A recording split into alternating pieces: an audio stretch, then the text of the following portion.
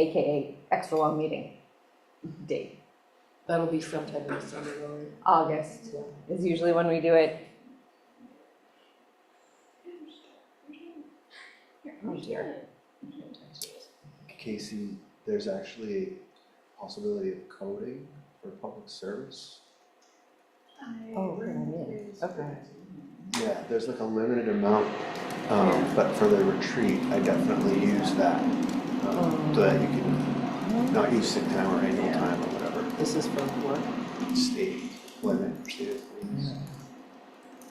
Oh, that's smart. Yeah, do that.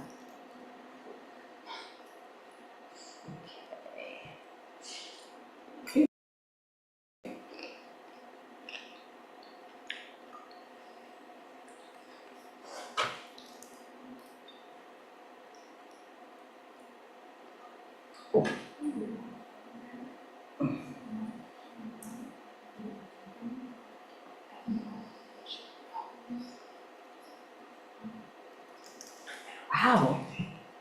Are you two moonlighting on the yearbook or something? This is really nice. No, I just go to the sport Instagram accounts and find the JNR pictures or the what I think are JNR pictures. It's actually kind of hard because like you have to search by like name Yeah, and it's a great. lot of teams like do these like game day posts that aren't strictly like a picture of the team. Yeah, yeah, yeah. I was like I feel like I'm scrolling through 3 years of different people at this point. Well, it looks great. I'm looking forward to it. All right. We will let Jim and Jill have a seat before we call the meeting to order.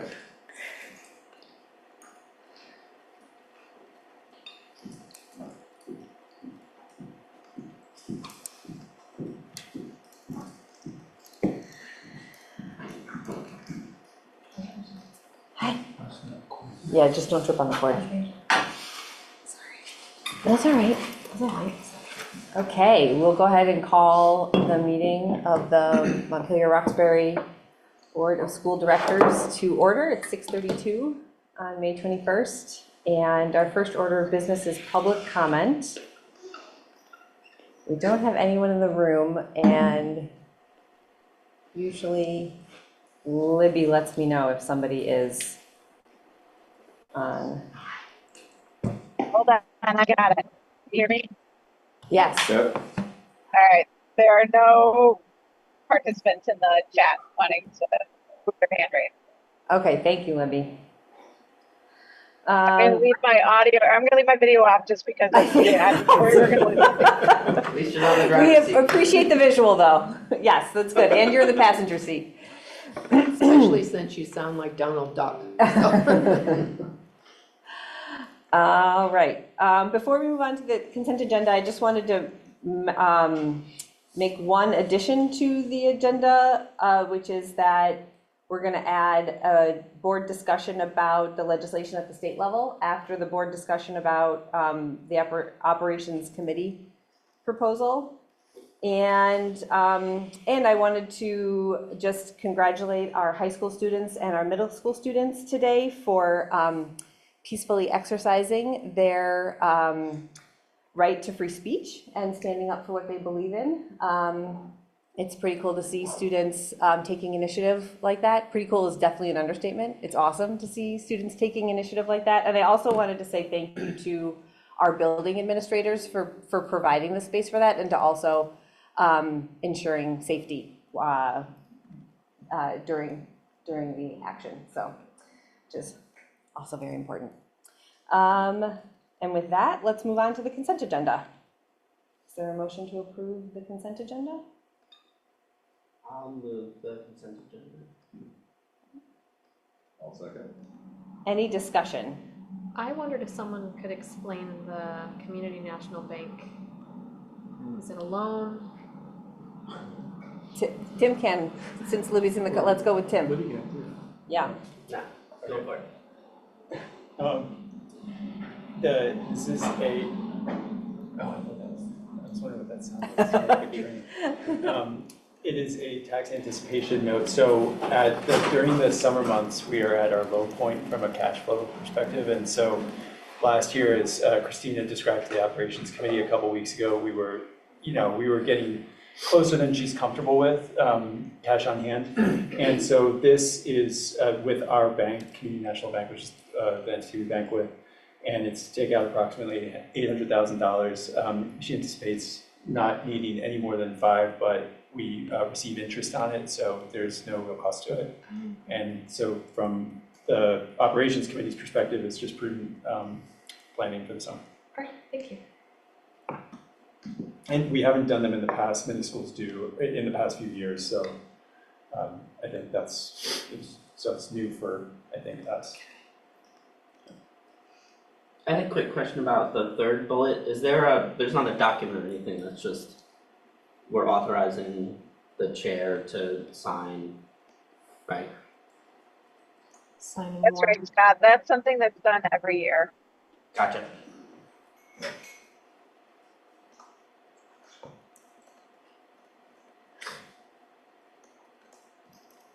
Any other discussion?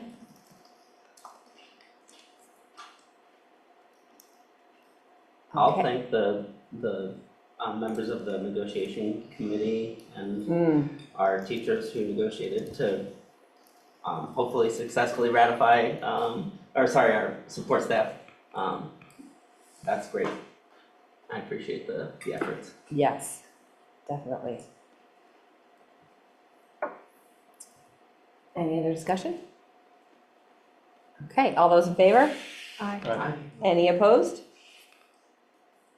Okay, we have some slight technical difficulties in that I should be a co-host in Zoom, but apparently right now it's Jake. And I also can't seem to leave Zoom, so I'm, Do you need me to share it with Jake? right, if you share the presentation with Jake, he can put it up on the screen. I can try to help. So strange. I've never. Sorry about that. Okay. Yeah, sorry about that, Mia. I can't see you in the list of participants, Mia. I'm sorry. Maybe I'm not in it. Okay, I'm You're gonna, listed as Montpelier-Roxbury School Board. well, that's our friends Oh. at Orca, so I'm gonna just click the Zoom link again and try and get in the meeting one more time. I saw it very briefly where I could join as a panelist, and then it went away. Oh, okay, great.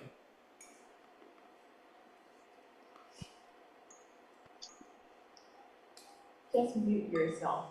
My computer, Yeah, you're on your computer. it is muted. But now you can hear. And your speakers. Oh, there we go. You're all set now. Yep. Thank all you. set. Okay, so now I'm going to share the presentation.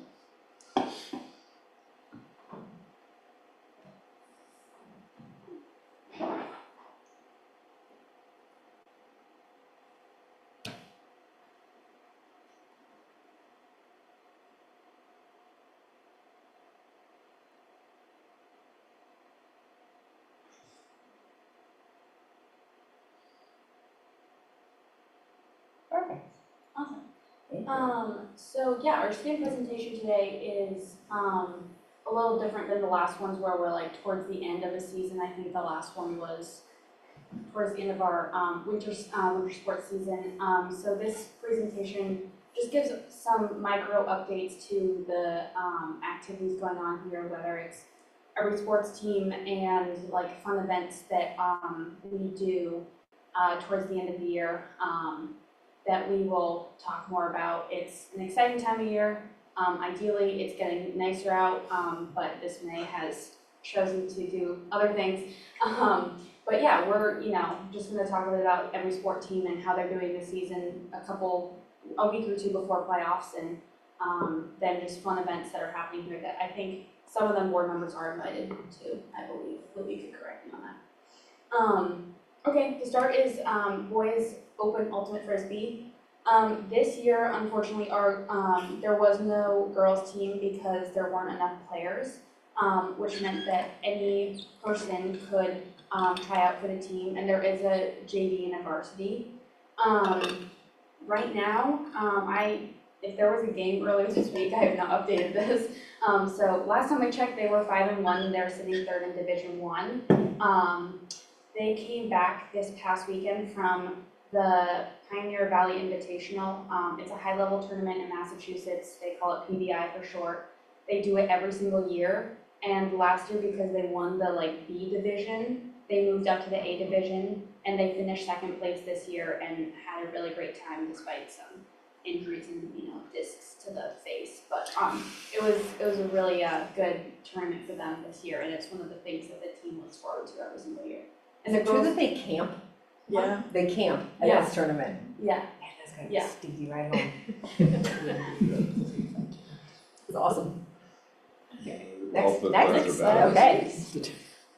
I know nothing about lacrosse whatsoever, but I can tell you that our girls lacrosse team, which is together with U32, is currently 7-3 with wins and losses this year. And we just have a small group of Montpelier students competing with the U32 team this year because we don't have enough students to have our own team at this school. And boys lacrosse is our own team, and we have some U32 players on it, and they celebrated their senior night this Thursday at their game against Milton. They're currently 4-4 this year and third in D3.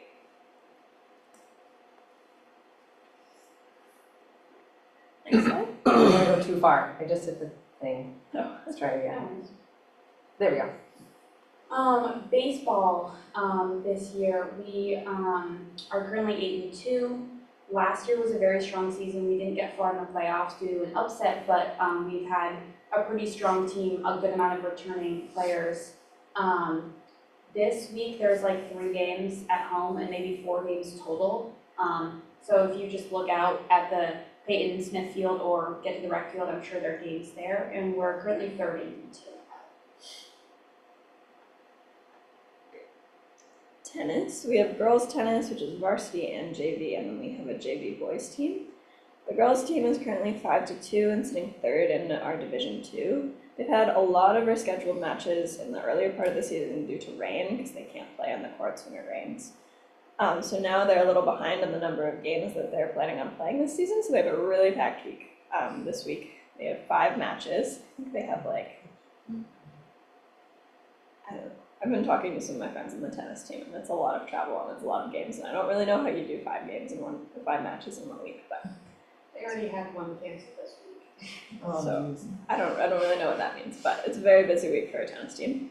The JV boys tennis team has also had some pretty bad luck with cancellations due to weather, but they do have a home match this week against U32.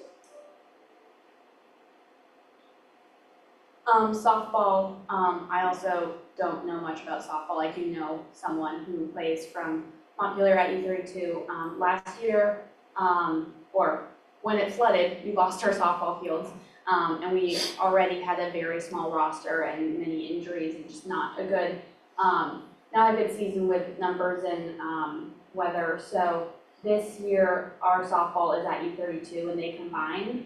They're doing quite well this season, currently 7 wins, 3 losses. They're ranked 7 in D2, and we just have a small group of Solons that travel to U32 to play with them. And they've had a few home games this past week.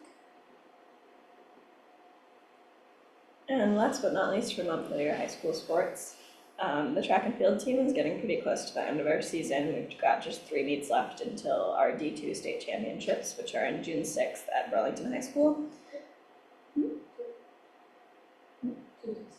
Oh, yeah, it's 2 now. I wrote that before We our had a last meet yesterday. We had our meet yesterday at U32, which was great. There's a lot of stress in this part of the season because everybody's trying to make states qualifying marks, but it's a fun part of the season too because a lot of people are at their best point in terms of performing.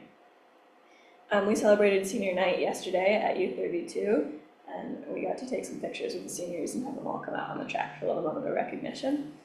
And next Saturday, we'll be going to Essex High School for New England qualifiers, which is a pretty high-level and competitive meet where pretty much all the best athletes in the state go to try and qualify for New England championships, which I believe this year are in Massachusetts. Maybe Connecticut? I don't know.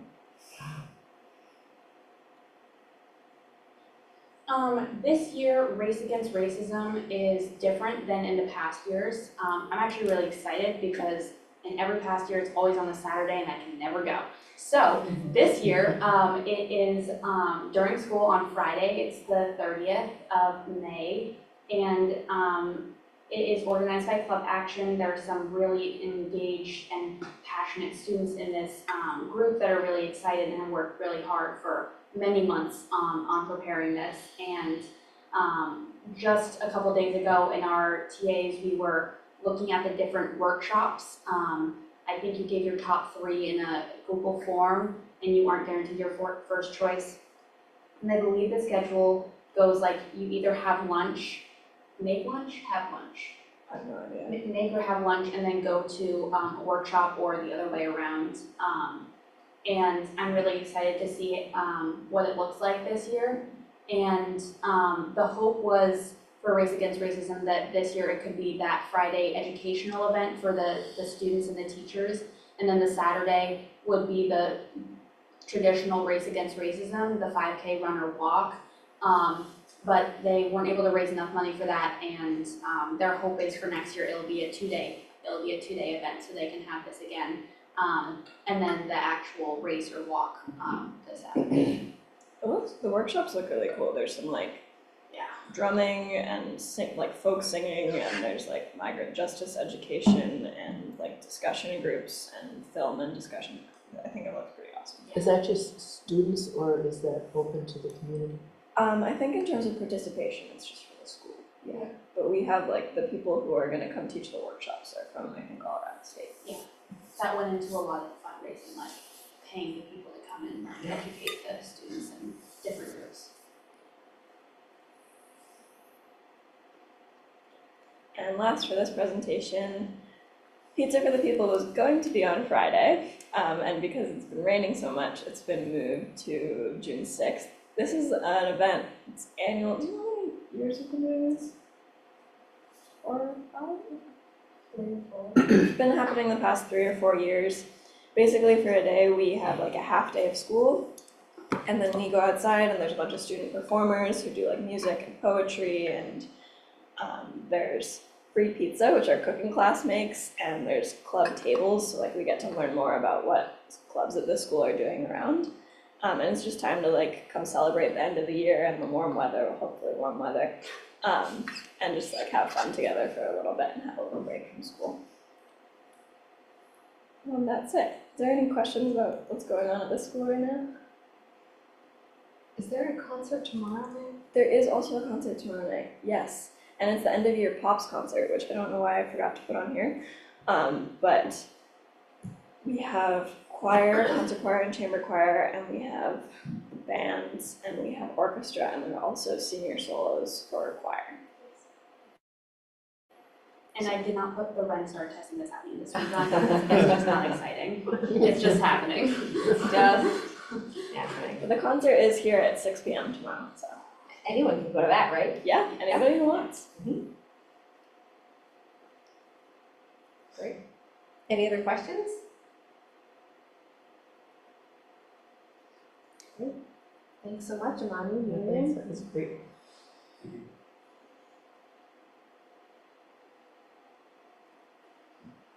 Okay, and then next up we have our training with Jess Murray.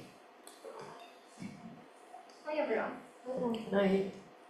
I sent you my slides, is that Yes, you want me to Vanna for you as well? okay? I can definitely. There's a lot of animations in it because I love a good animation, so you'll be clicking a lot, so I apologize. That's perfectly fine. I that too through. appreciate a good animation. Let me just get to the beginning of it, and I think even if I'm in view only, I can probably still do the slideshow.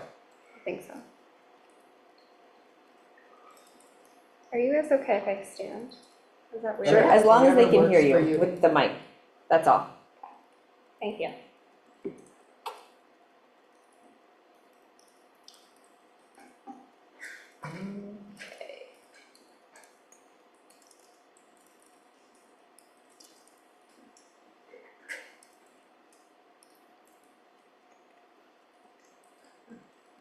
Is this the right starting point? This is the right starting point. Okay. Great.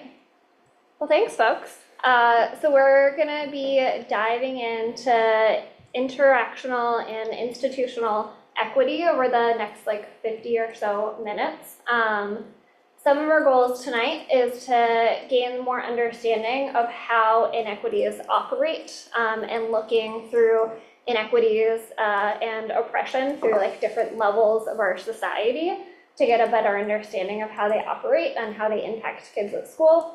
Understanding how our identities influence how we understand equity and inequity, right? Like knowing that we see the world through the lens that we have, right, and our lived experiences. So that's really, really critical information to think through when you're starting to do equity work and really working to understand how inequities function in our society. And then we're gonna apply some of that knowledge with some scenario work. So most of your time will be spent in small groups with one another rather than listening to me chat. Yeah, thank you. So the idea of tonight is really to think about how do we deepen the dialogue that we can have with one another and people in our community. Great, so somebody in our MRPS community said this beautiful quote that I want to share. We're learning how to take care of our community together through dialogue. And they said that when we were having a conversation about anti-racism and equity in our district. And I just really appreciated that lens of how we do equity work, right? It's us coming together, it's us talking through this and learning as we go collaboratively, right? And so if we deepen our understanding of how inequities function and how they operate, it better equips us to have better conversations with people, and we're better able to understand different people's perspectives. Thank you. So I'd like to throw up some community agreements. Ideally, right, these would be democratically created and we would create them together. And in the interest of time, I'm going to offer you the ones that we use as an administrative team. Right, so I'll just go through them. The first one is around intent versus impact, and that gets to the idea of course, we want to hold ourselves accountable in this work, right? We want to do better when we know better, and we need to give each other grace. Like, we're going to step in it sometimes, and that's just part of the work. So there's a balance there and a tension that always happens whenever we do anti-racism and equity work. Stay engaged even when you're uncomfortable, and with that, give permission to yourself and others to just have a collective breath. Like, it's okay to pause and just say nothing. That's really hard for us. In our capitalist society, it's really hard, right? And sometimes we just need to take a breath. Step up and step back, right? Think about how you can step into conversations that you may not traditionally step into, and then also provide space for folks who may be a little bit more reserved or need more time to process, to be able to give them space to do so. Accept non-closure, and with that, be curious and combat defensiveness, right? There's going to be always pieces of this work that we don't understand, we don't have lived experiences around, and that's okay, right? That's part of the beauty of this work. And then again, with that, notice flushes. This is something that I learned from Nick Connor and really appreciated this idea of like flushes of like, you know, that moment when you just have emotion come over you. Think about like, stop, notice that, think about where you're feeling it, why you may be feeling it, and like, what are the emotions behind that reaction. So just some community agreements while we do this work together tonight.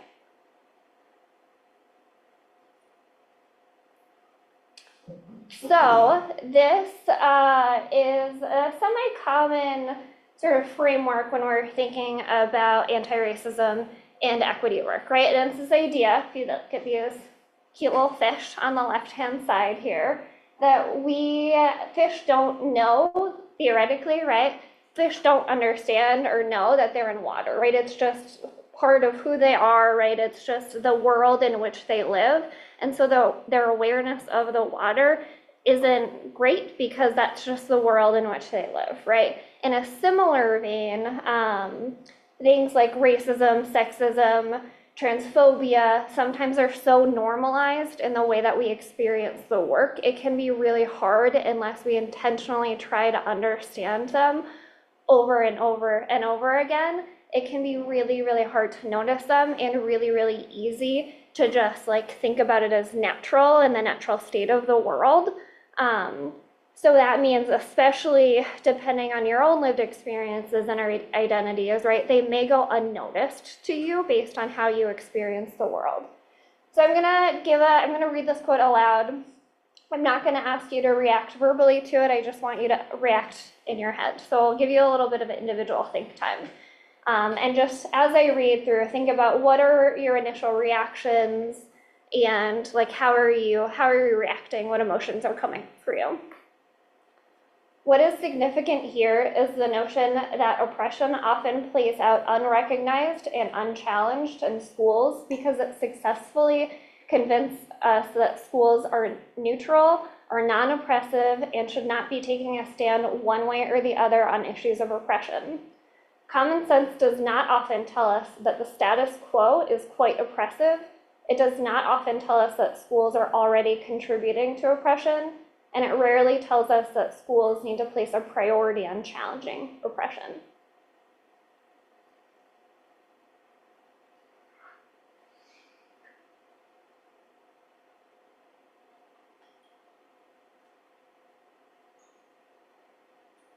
So with that, right, sorry, I'm really bad at wait time.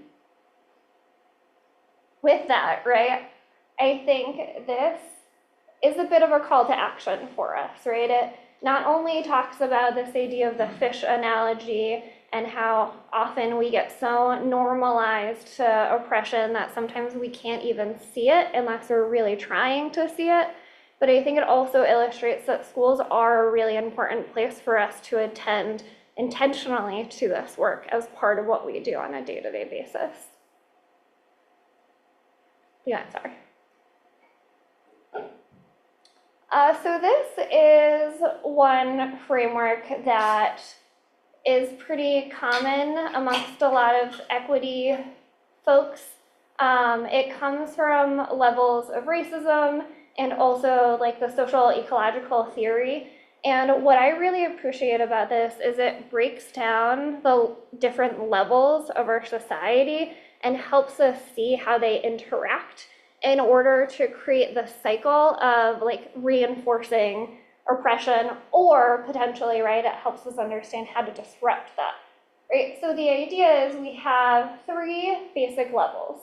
The first one is like the big overarching global and national level, right? So when we're at that level, we're thinking about things like the fact that the US has a history of institutional and systemic discrimination and things like housing, education, employment, and healthcare, right? That we have some nationally held really negative stereotypes of people of marginalized identities.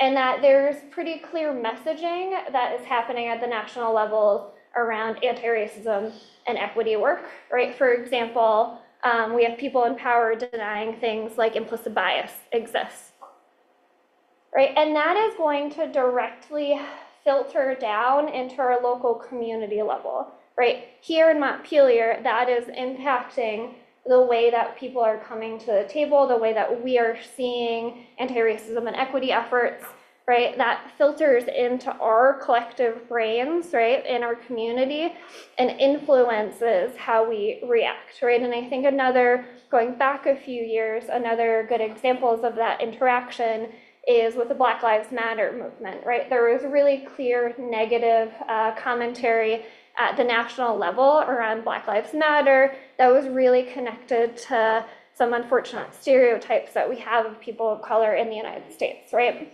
And so that, when the Black Lives Matter flag was raised, directly impacted the way that communities responded to that flag being raised, right? There were lawsuits asking schools to take it down.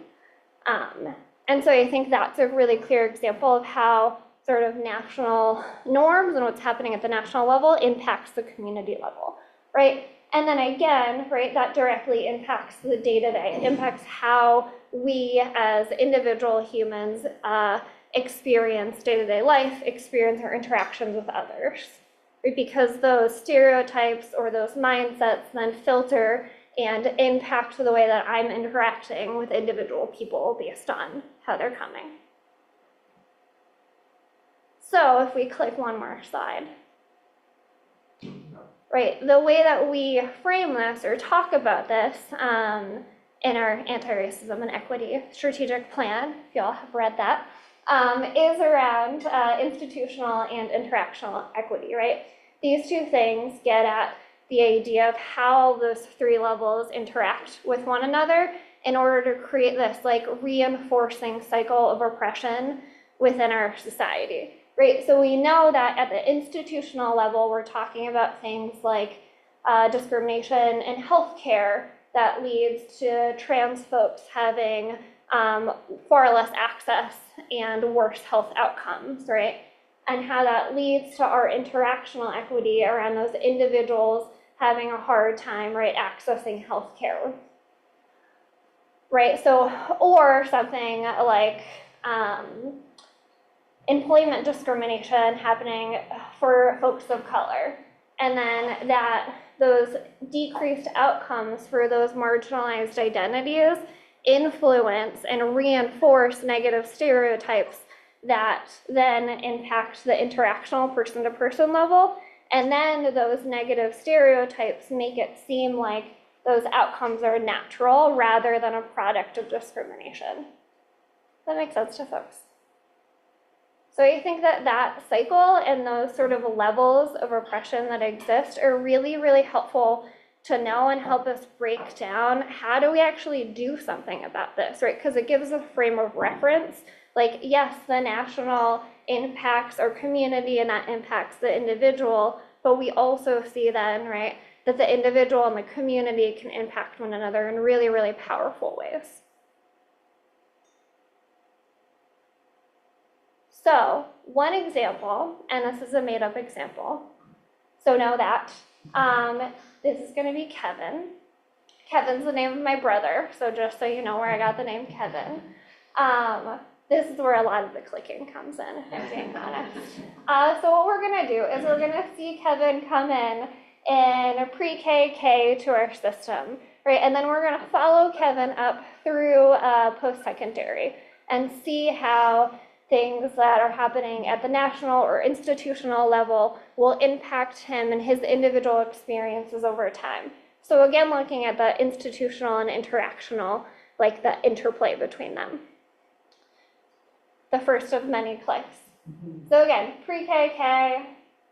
So this is Kevin again, right? He is coming to us. He's a student from a lower socioeconomic status household, right? Some financial instability he's coming to kindergarten or pre-K with, right? And because of that, we know that students sometimes who come from families who have less privilege financially come with less academic vocabulary, right? And so the narrative then, right, he comes in and is immediately seen as behind at school, right? By no fault of his own, right? By no fault of his parents. This is because of the way that classism plays out, right? He is coming to us with less academic knowledge, not knowledge, vocabulary, two different things there. So he's at UES, right? 1st through 4th grade. Now Kevin is known as behind, right? Because he comes with less academic vocabulary, which sometimes is the case, right? Not always. He is more likely to be labeled as low by adults and seen as potentially having a disability. Even if he gets to grade level, that's something that sort of like sticks with him and his narrative about how we talk about Kevin. So now, because of those institutional inequities that he and his family are facing, right, he's now at Union a little wise owl and is known as being behind and low, and then people make assumptions about him potentially having a disability or trauma in his background, even if he doesn't. So now, middle school Kevin, right, so he is not as academically successful, and that's the assumption that folks are making about him, right, which means he's more likely to be seen as defiant and disruptive at school, right? So we know students who aren't seen as academically capable, even if they have the same behaviors as their peers, are more likely to be seen as defiant and disruptive, even with the same behaviors, right? So now Kevin is low and defiant, and he's not able to learn like everyone else, and maybe we're making some assumptions about his parents based on his academic struggles, which again all stem from his background coming from a lower socioeconomic class. High school, Kevin. All right, so now he's seen, right, he's a bigger kid, he's a bigger guy, right? Kevin is now seen as defiant and disrupted. He's more likely to be subjected to discipline and more likely to be suspended even when having the same behaviors as peers. And he's more likely then, because he is more likely to get suspended, that puts him at further risk of being really disengaged and potentially leaving school early, or as we traditionally say, drop out, right? So now he is defiant, he's dangerous, and maybe he's like, there's this theory that he's putting other people at risk just by existing and being a high school Kevin, right? Post-secondary. So if Kevin graduates, but we know he is potentially less likely to, right, because of some of the things he's experiencing, he graduates with fewer skills, he's less likely to become employed, live independently, or enroll in college, and he's more likely to live in poverty and become entangled in the criminal justice system. Right? And now we see some of the narratives or the stereotypes that we have in our society of people who aren't financially as stable, right? Now Kevin's poor because he's dumb, lazy, and makes bad decisions. So this is one example of a timeline for how this idea of institutional and interactional inequity, in this case, right, plays out over time and how it impacts students. A lot of information there.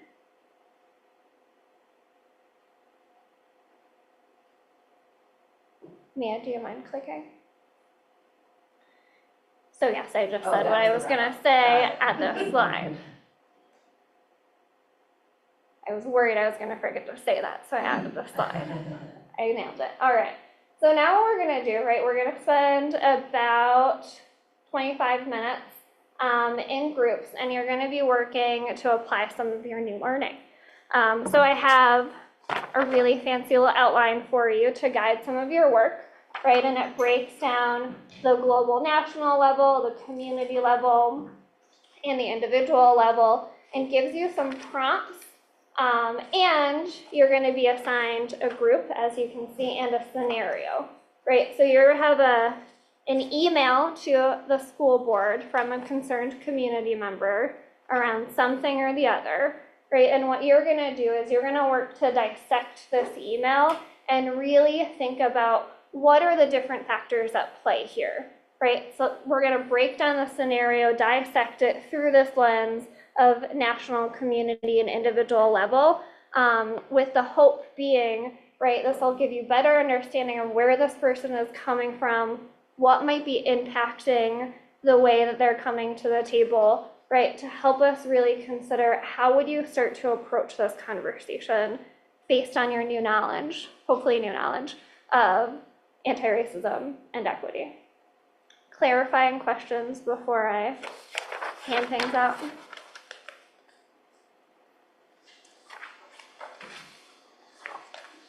Okay, easy crowd, thank you. I'll come to you, Jim. There's a seat down there.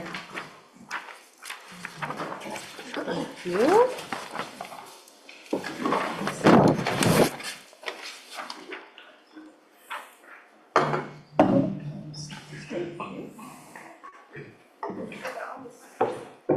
Casey, do you want to? I pulled it up. Oh, actually, if one of you could just call him, either you have his cell phone number, if one of you can just call him, then you can have him on speakerphone, the two of you. Yeah, that works best. And I'll filter in and rudely interrupt your conversations as I do so. Don't. So I'll take this one? Sure, that works for me.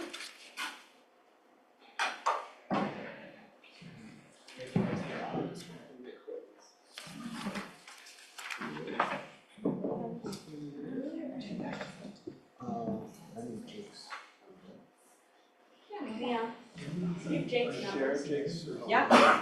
We were getting more. Yeah, I think I did. Are we supposed to think about them or are we supposed to write it down? It is a note catcher, so you can think about it, and if it's useful, you can write it down.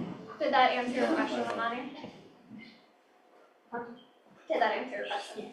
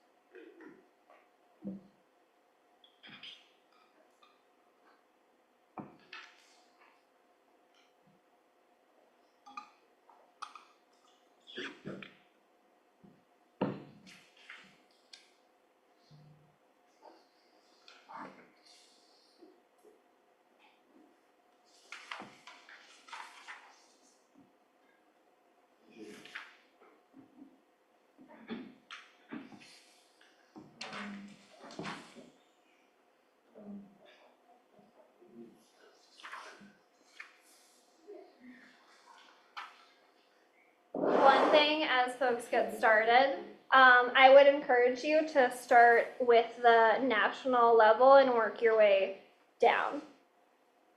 Okay.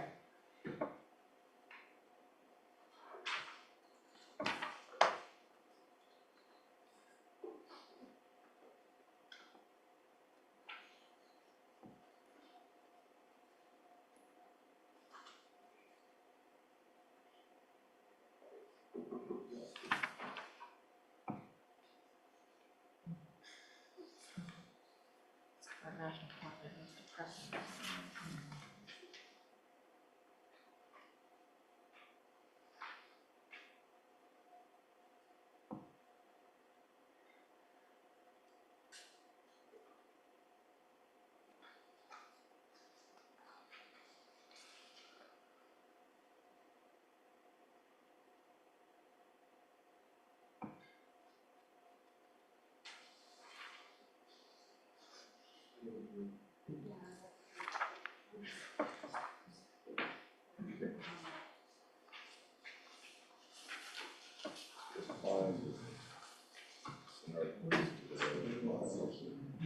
Just scenario one, you.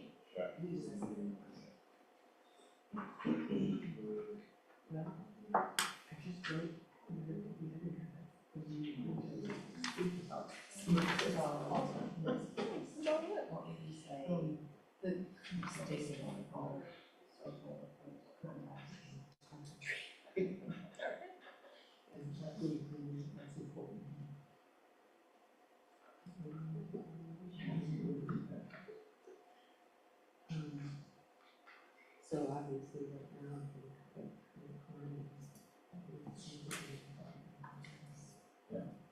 Yeah, I think there's still a lot of people listening right now who are saying things like this, who are saying they're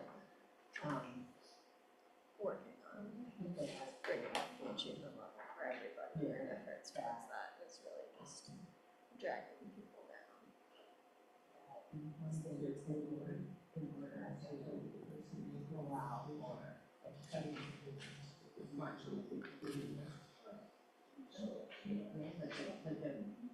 Right, so definitely like.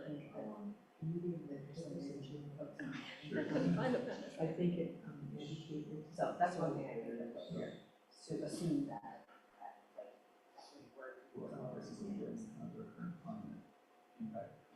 In the letter or?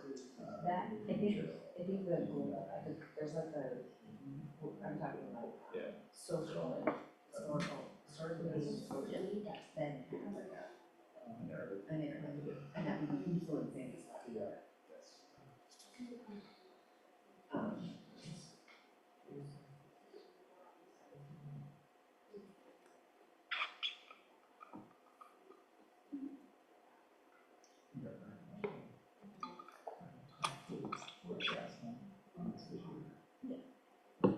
And also, it seems like Well, there's clearly a one word of the about theoretical the math person, right, is pretty misinformed about like the intention of these policies, and I would think that that would be the misinformation.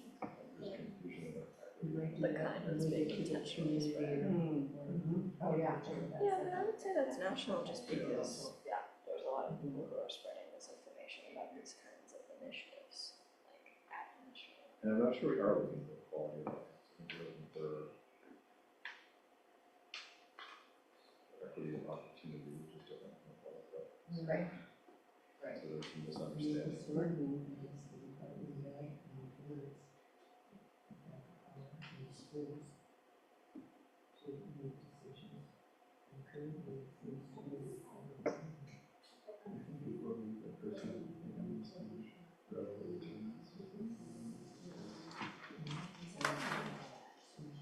Well, it seems that like this kind of stuff, like there's an important conversation. That's hard to parse out because it's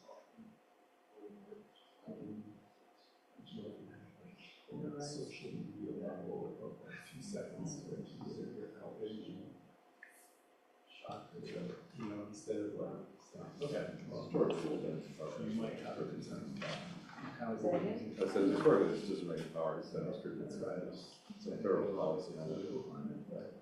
State policy, local policies, varies. Right. Future that should create systems. So decisions are federal and state level. Local. What kind of decisions would be available? Well, I think a lot of decisions about what I guess the business structure is not very schools do and have tradition of. No, I think you should. So like, maybe an example would be the federal government set counter course loads, right? Yeah. And then how did the state around those? I know how we get, because we have now just pulled Yeah. our priorities. And the same thing. The way the state interprets it, like the state has, for instance, a diversity standards, there's state water. So the state has a layer of the standards the parks have. And then, but even more is limited, it's based on policy, whether it chooses to spend money on, what it invests on, those have, enormous impacts. Water. Water. Yeah.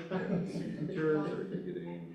Yeah, but specifically if we're talking about having somebody who's opposed Yeah. to like it really, yeah. I mean, like, So we're not getting support. right, I think that So budget, yeah. I'm the kind of person who Yeah, well, historical, social, but I don't feel like it's Is a, that- as a current national and I didn't really say. I feel like it's ever I mean, it's very immediate.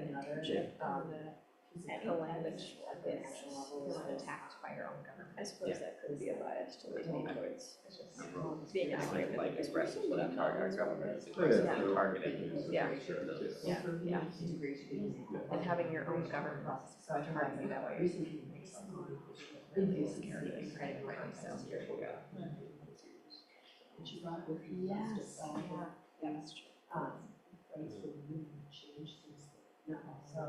Yeah, Say, I noticed a lot of the language in that letter was very pushback, I want, like, yeah. Very, how can you use the power you have? Pushback. Because I feel scared. My job is scary. Use your power as a school board member to.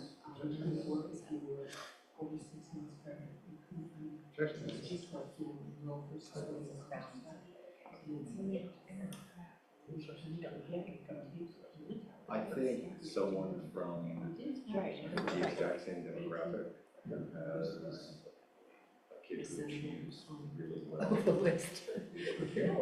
Kind of. Yes. Lies around the historical decision-making power. Struggles. Yes. Or has Mapping out their mind and very I left that saying, I see this. Yeah, there were assumptions about where that power and where the centralized were. Exactly. Yeah. Somewhat regardless of your, To me, it feels pretty quickly like we should stop. I mean, and I know that like certain, you know, certain backgrounds, you might have larger places to apply, where most of the kid for a variety of reasons, and larger places to apply.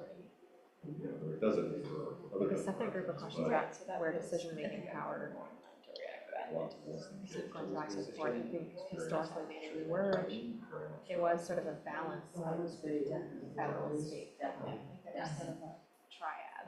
And now I feel like, while there's this toxic thing happening, I do think that the police state and federal government maybe there's some decision-making power. I don't. Probably not the right approach. But in my head, I'm already, like designing. And my, Yeah. Right, I see like an example. to be honest, like happened in the Maine, last where couple it's elections, Yeah. I approached this. when the governor fought back, and then the entire city suffered. I think Right. 2 years ago, the instinct would have been to pass legislature, give them a large person, and Yes, yes. this, Yeah, and that's how. yeah. Yeah. It helped us like figure out how do you spend your Yeah, time. because I'm not sure. This whole like pushback. I think there's some happening. What are you gonna do to, Right, so some of the. how are you gonna use your power to stand up to this? Of like, it's already What's okay, this is what we all decide to unite behind this thing. We're gonna And I think there That is doesn't feel some very truth clear to the either. narrative that is compliant. Without people are doing it. Especially if you have environment. But Right. Really fun. So maybe the parent is one thing, or the rest of to have it really want to work. And just because it's employees and cold. Yeah, it's. I do think it's actually so in what ways are my identities impacting my understanding, right? So like, I'll be the first to admit that like when, as much as I didn't sleep, I totally get that, and it does mostly the same thing. often like our district, just, I found misunderstanding.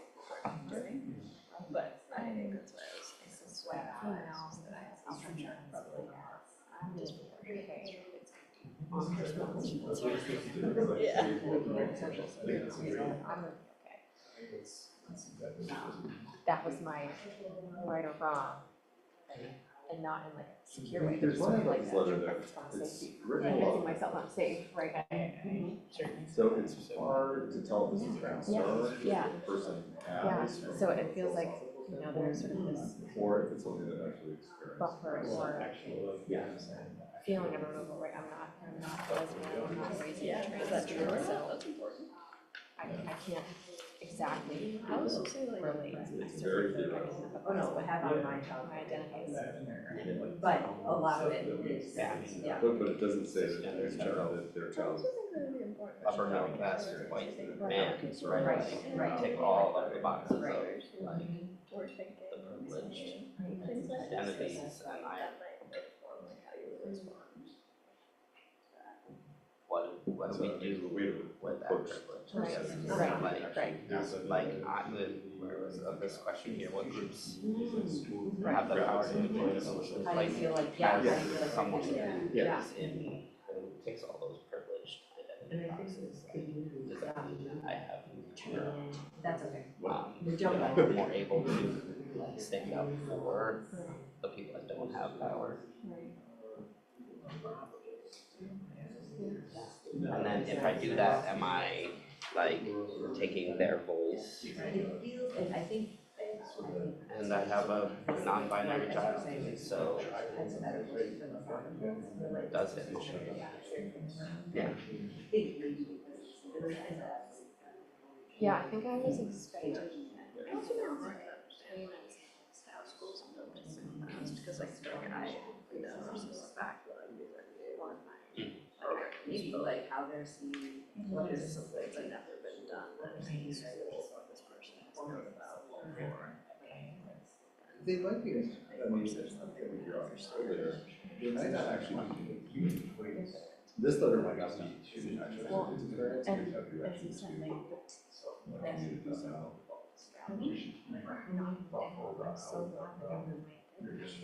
I'll see it in court, they prevailed in court, but they still.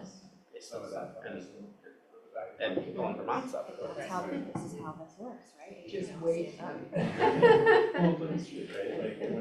did whatever. No, I get it, totally.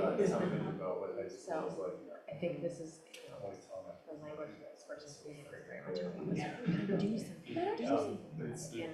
And I did think too, because I feel like I've been on That this actually for does make me think, like, I think that we've been talking about this for 5 years, saying, well, like, and there are community, back to the power influence, but that's there are not community necessarily members who are comfortable writing a note like this. because I was talking about people Community members talking about who, students just I don't know that it occurred to them, I don't know if they would feel that, but it's kind of other people that need this sort of like personal protection as much as anyone, so I do think there are. say actually is, but it's possible they do, and they have this opinion.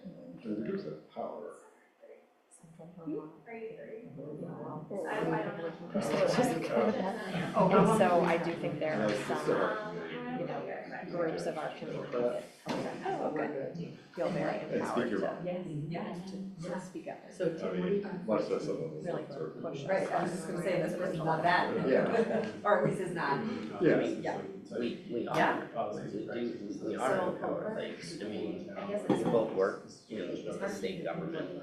Like, I work at the one, largest institution of higher learning, really large. Very large. I mean, how, I could text our congressperson right now, like, how many people have the phone number of a congressperson.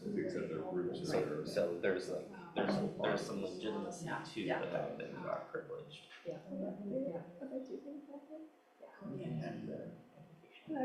there's some character that. Yeah, well, they expand our schools and have these questions are new and. Yeah, there might be some questions about like how open some of Coalesce in some sort of a joint presentation and knock it out. Like that is something the school board could do, they could sort of join some sort of, I guess our Secretary of State has just, find a lawsuits. Right. But I'm trying to think if there are sort of movements that we as school board members would be somehow, able to. I feel like kind of anti-social participate in. Hi, how's it going? I feel like literally, And I can see some of this. there was a national educational figure who was pushing back. If you're not aware. What organization was, what specific action was. Oh, The union that was. Yeah. But also, I think there was some unions in the world. Yes. Yeah. Very good, yeah. Yeah. For sure. Managing And I situations. know at the, I know more about Like when you learn because I listen with the APLU. I'm sort of example, it's Association of Public Libraries. Sure. Yeah, university. So that's a nationwide. So then, now that we've gotten that out of the way. Blue states as well. I think you did. And that was I think a lot of it levels. It is easy for us, because we Right. business schools, look through this. This, I believe this is education where there's like. This would be hitting very close to home, that's why Number we're two. number 2, so we're the, Yeah. Sees that. it's happening.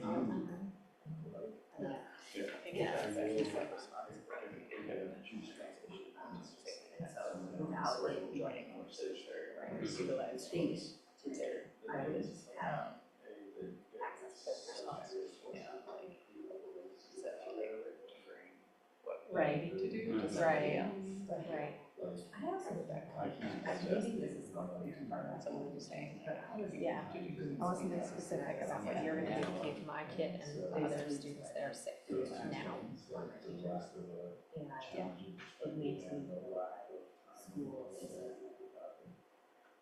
Yeah, it's a little trickier. I think, right, I think particularly right now, people are looking for whatever buffer they can put between themselves, like, who is the wall? And Yes. I think in a lot of ways, it's like, we're the wall, right, for a lot of people in our community right now. To say like, we care about your kid, we want them to be here, we welcome them, like they can be who they are and who they authentically are in our space. I think that's a lot of what folks want right now. Yeah. There's another. Them, and I think there's a lot of distrust of people in power. Yes, yeah. Including, I think, all of us who are people in power, right? Right, exactly. I wrote that down, but we are the wall, because I appreciate that sort of ties into the conversation we were having before about the fact that, like, we are Like Kelly wasn't it. sort of obliged to lean into that purpose.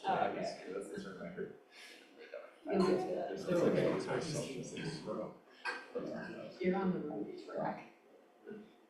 Yeah, and I think talking about that, there had been sort of a shared responsibility, federal, state, local. And now federal is like attacking, like literally attacking. And so, yeah, so this is like, this buffers the state and this buffers the school board. Those balances don't feel like they're in place anymore. Yeah. I mean, I guess part of it is. And yet we all feel really powerless. Like, this is a very like, Yeah, I think the lived take experience action. we have. I'm scared and I'm scared for our students. And what are you gonna do about it? Do something. People like us are able to talk kind of academically. And this is somewhat, This is important, but as we're talking about the equilibrium came to my mind, like, that's how I kind of Yes. feel like. Cognitive dissonance, yeah. In this moment, like, there had been this equilibrium between the state's responsibility and local and federal, but now, like, You could lose this, or we'll take it personal, or you can change everything you thought you could have at least like a ramp with adjust to. It's all in disequilibrium, like word for right now. Because now, I'm sure I didn't spell it correctly. Yeah, and one of the things that I've been trying to do more is being really clear with folks around where my values are, and how I come to the table, because people aren't trusting people in power right now, it makes it even more important for us to be like, this is who we are, like, this is how we're going to treat your child. Because people need that, like, constant reinforcement, so they hear somebody we can trust, like, we care. So that's something I've been thinking a lot of stuff right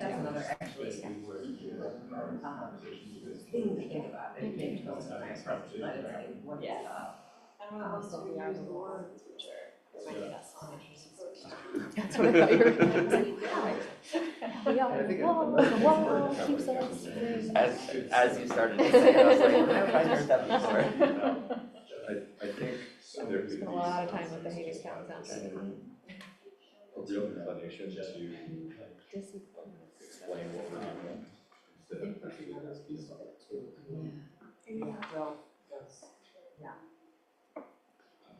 This is why, this is why DEI and anniversaries are good. This is why it's been so like asking There was this people timeline about their kid. that's super accelerated, right? So then as like a cis woman with a daughter who's a teenager, What they're seeing in the classroom. thinking about high school and college experience and having women feel attacked because of abortion issues, lack of healthcare in women's, depending on what state you happen to be in, may die or not die.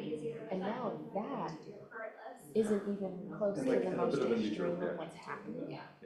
It's gonna take a long time to look back. Like now that feels like, oh, that's quaint. Like that was done. Yeah. Yeah. Yeah. I think This is where I had, again, where my assumptions tend to sort of not step into power, but like have a say. It just gets me sort of rally and often versus because you're looking for some sort of reassurance. I think sometimes you're trying to like keep business as usual.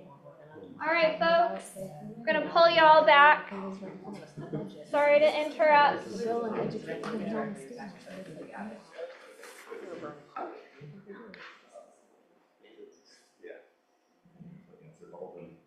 And one wants to do.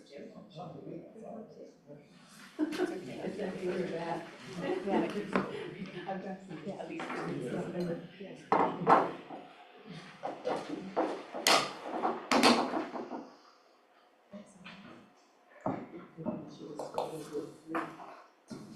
I know.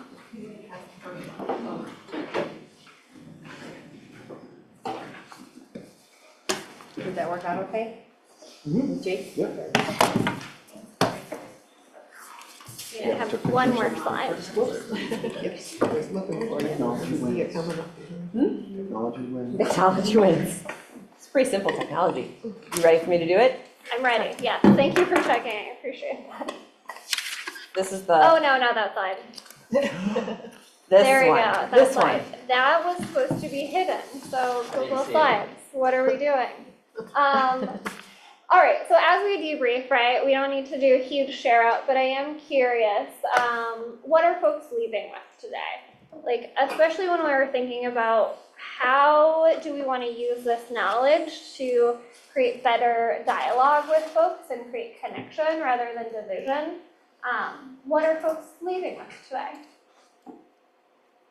I can start. I think what you said really helped encapsulate with the spirit of our conversation, which is I really appreciate, was that being on a school board like this is a position of power, and even though we may not have the answers and we might feel sort of powerless ourselves, that if we continue to sort of reinstate and share our values often and clearly, to provide that reassurance that what we can provide for reassurance about what our values are as like a district and a community is a valuable thing we can do from the position we're in.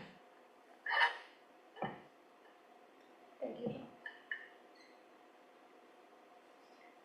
I think for me, I just appreciated the opportunity to talk with other board members about it.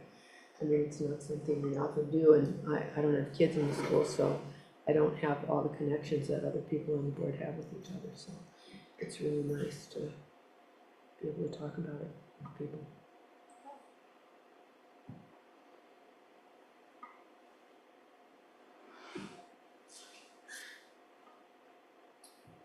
I would say that context always matters, and you know, without sort of dialogue, it's hard to have empathy in any direction that you're looking, or you know, any perspective that you're expressing. Without dialogue, there's no way to sort of get outside of any particular perspective, which is rooted in a context specific to that perspective.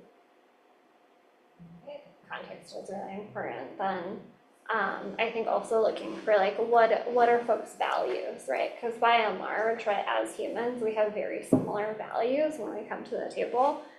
So looking for like what does this person value, and what is the context in which, right? And usually it's something like I really care about my kid, like I really want them to have opportunity, I want to protect somebody, right?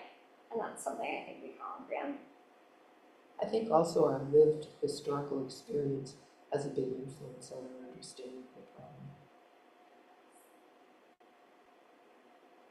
I feel like that was kind of a mic drop, so I'm going to leave us there. But yes. Thank you all. I appreciate it. Thank you, Jess. Thank you, Jess. Oh, sorry, one last thing. I do have an exit ticket. It'll be sent to you in about 5 minutes. And that's just as part of your policy around equity for the board, right? You do need an annual equity training. So it's just a little exit ticket to get a sense of what do you think your needs are as a board regarding anti-racism and equity, your wants, and then your hopes for trainings. So, no pressure, you don't have to do it like now. Please don't do it now. Don't do it now. But yeah, it'll be in your mailbox. Yeah, tomorrow's fine. But thank you very much, Jess. We Yeah, appreciate you guiding us through this Yeah, thank as you. we all figure out our way. Thank you. All right, speaking of, we are going to move along to the discussion kicked off by the Operations Committee about fund balance and capital projects. Kind of dry follow up on that one. Wait, I thought it was Scott. No, just kidding. I left my presentation. So I'll take this one and report out from our most recent Operations Committee meeting. We've been talking about a couple things, sort of the significant fund balance that we've been carrying for the past few years, and some persistent capital needs at our in some of our different facilities. I mean, one of the things that I think we've had in our heads is hearing about UES and MSMS and the windows, and I still have images of people trying to hoist the windows up on steamy hot days and whatnot. And so kind of thinking about those two things at the same time, we have a pretty sizable fund balance currently. As of the end of fiscal 24, it was about 3.4 million. We've got about 400,000 assigned to the track, about 50,000 assigned to the net zero study. But about 3 million is there, and we're no longer using that funds to offset to buy down the budget. So, on some level, I think our thinking is that we should think about utilizing it for some of our one-time capital needs.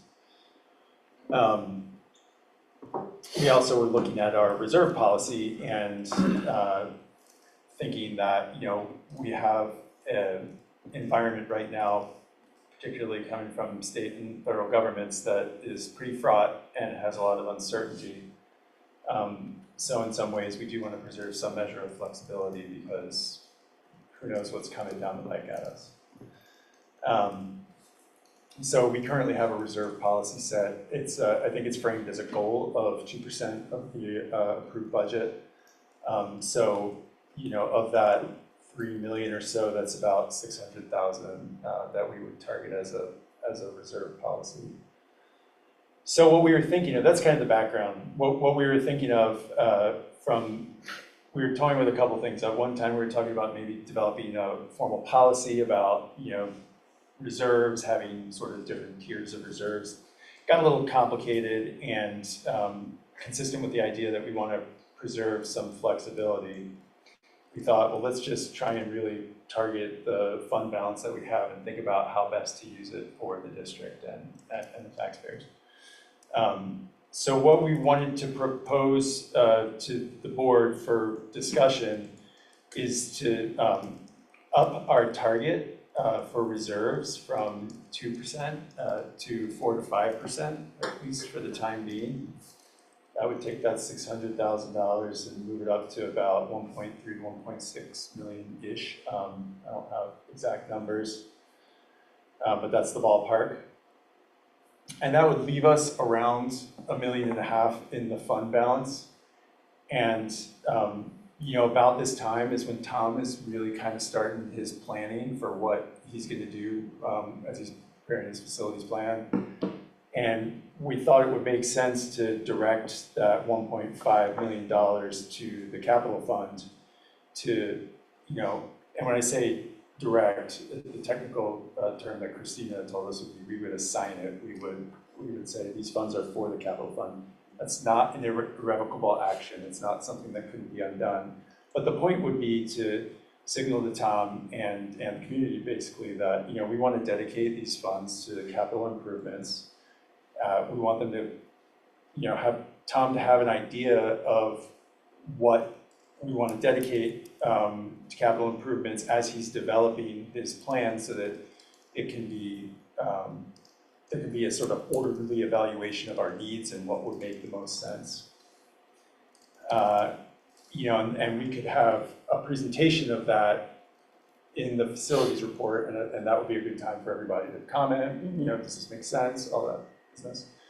And generally, I think we felt that, you know, just sitting on a big balance isn't really best practice, and rolling it forward. You know, this money really kind of came about in COVID when we weren't using money for subs and other things, and I think it can be impactful for some of our long-term needs, and we thought that, you know, this would be a idea worth bringing to the whole board.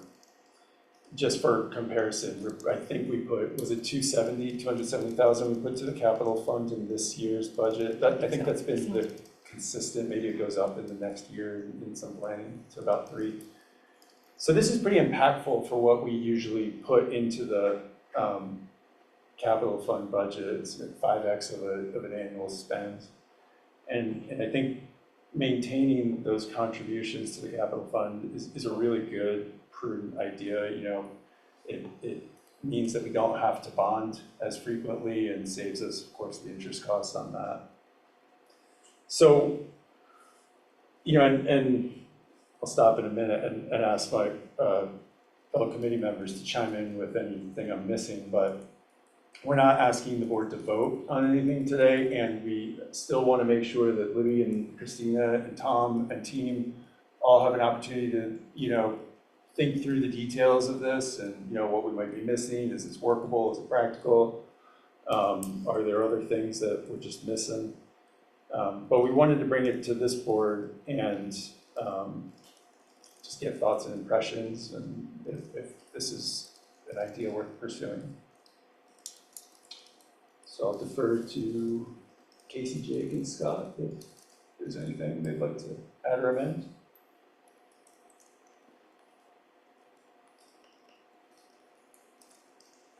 The one, I just wanna, I don't know if you said this, but the raising, so we're at a goal of 2%. And that 4 to 5%, that came from Libby and Christina as a goal that they would feel comfortable with. Oh, good, okay. It wasn't just something we pulled out of the air, and so we wanted to make sure it was something that was based on, you know, what they felt comfortable with. And then also the other thing I'll add is that all of our conversations have been with Libby, Tom, and Christina, which has been great because we can then just in real time bounce ideas off of each other. So we're not just going off into la la land with these crazy ideas that board members come up with. Hopefully the ideas are rooted in something a little bit more sane. Yeah, Tom's got a big list. Oh, yeah. I was just gonna agree with those guys, that we should get to work on some capital stuff with the money that we have in fund balance. I like the idea of raising what we keep in the fund balance. I think we're in really uncertain times, and it would be good to have that available in the future, especially since we're not really sure what's happening with funding and a whole lot of other things. And I will say, I'm a little reluctant to put a lot of money into our buildings, given that we have no idea what's gonna happen. So, you know, a huge capital investment in the buildings is probably not something I would vote for. I mean, obviously, things that need to get taken care of due to safety or things deteriorating, of course I want those to happen, but I feel like we have to take a cautious approach because we just don't know what's gonna happen yet. I've got Jim and then Jill. Yeah, I mean, I echo a lot of those sentiments. You know, we don't know what's happening with the legislature and funding. You know, some of the developments out of the Senate. have indicated that there's a lot of education that needs to happen there.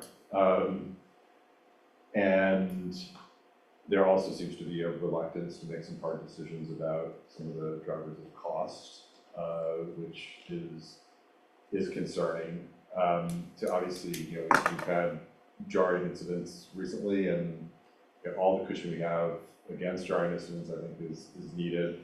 And then I think there's very real possibilities that there will be some sort of reconfiguration soon, and between that and also doubts about this location given the flood risks. We don't want to be in limbo too soon, but I think the next couple of years is not a great time to sink money into buildings that we don't need to, given the uncertainty around the future. Jill, and then I put myself on the stack for a question.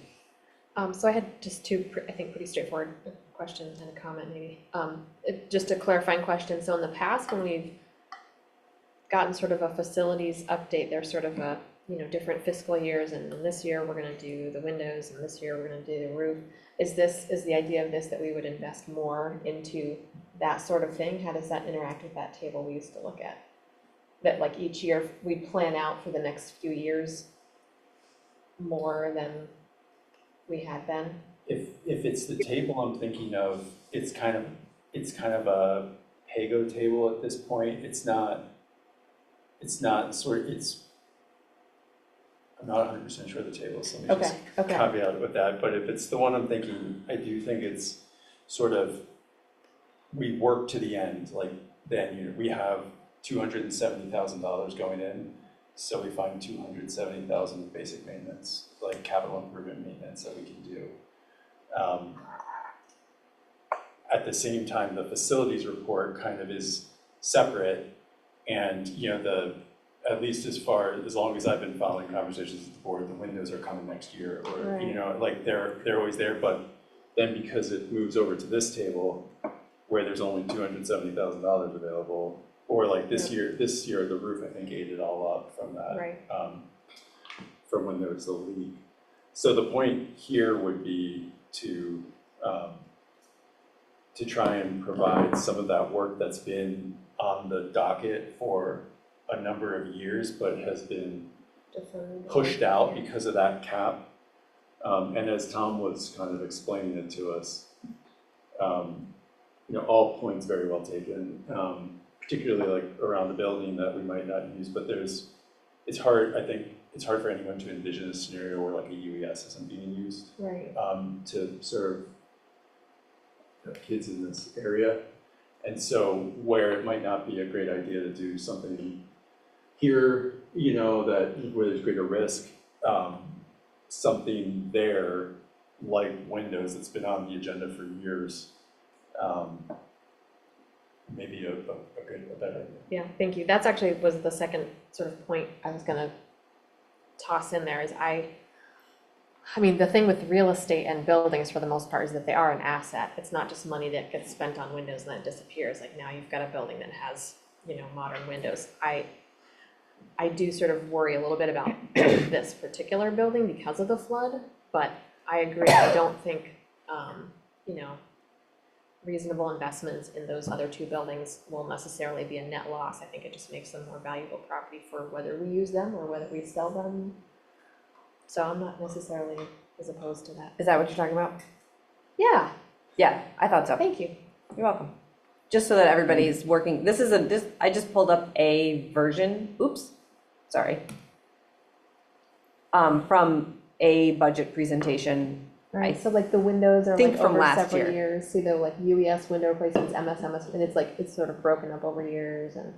Right, and as Tom was saying, that kind of makes things more expensive long run. If you're doing a couple of windows now, a couple of windows then, rather than mobilizing. So part of the idea here is giving Tom the signaling to Tom scope of effort for reasonable planning, so we can kind of get a sense of like what does how does a substantially more money in that chart allow you to do what you believe is necessary to, Keep the buildings functioning. particularly ones where there'll be no regrets, like a UES, where we don't see any reasonable prospect that that's going to be not used for the benefit of students. I can't remember who said it in the meeting, but the remark was, we have kids in those buildings now, right? So the money invested in those buildings is going towards the kids that are in there now. And our staff, yeah. And our staff. Mhm. And the point that Joe was making, that those are community assets. And if ultimately there aren't kids in the building in the future, the value is still retained within the community. And I think there's some uncertainty about if we keep it as a reserve and then there's merging of districts, then those resources could be taken out of the community. Yeah.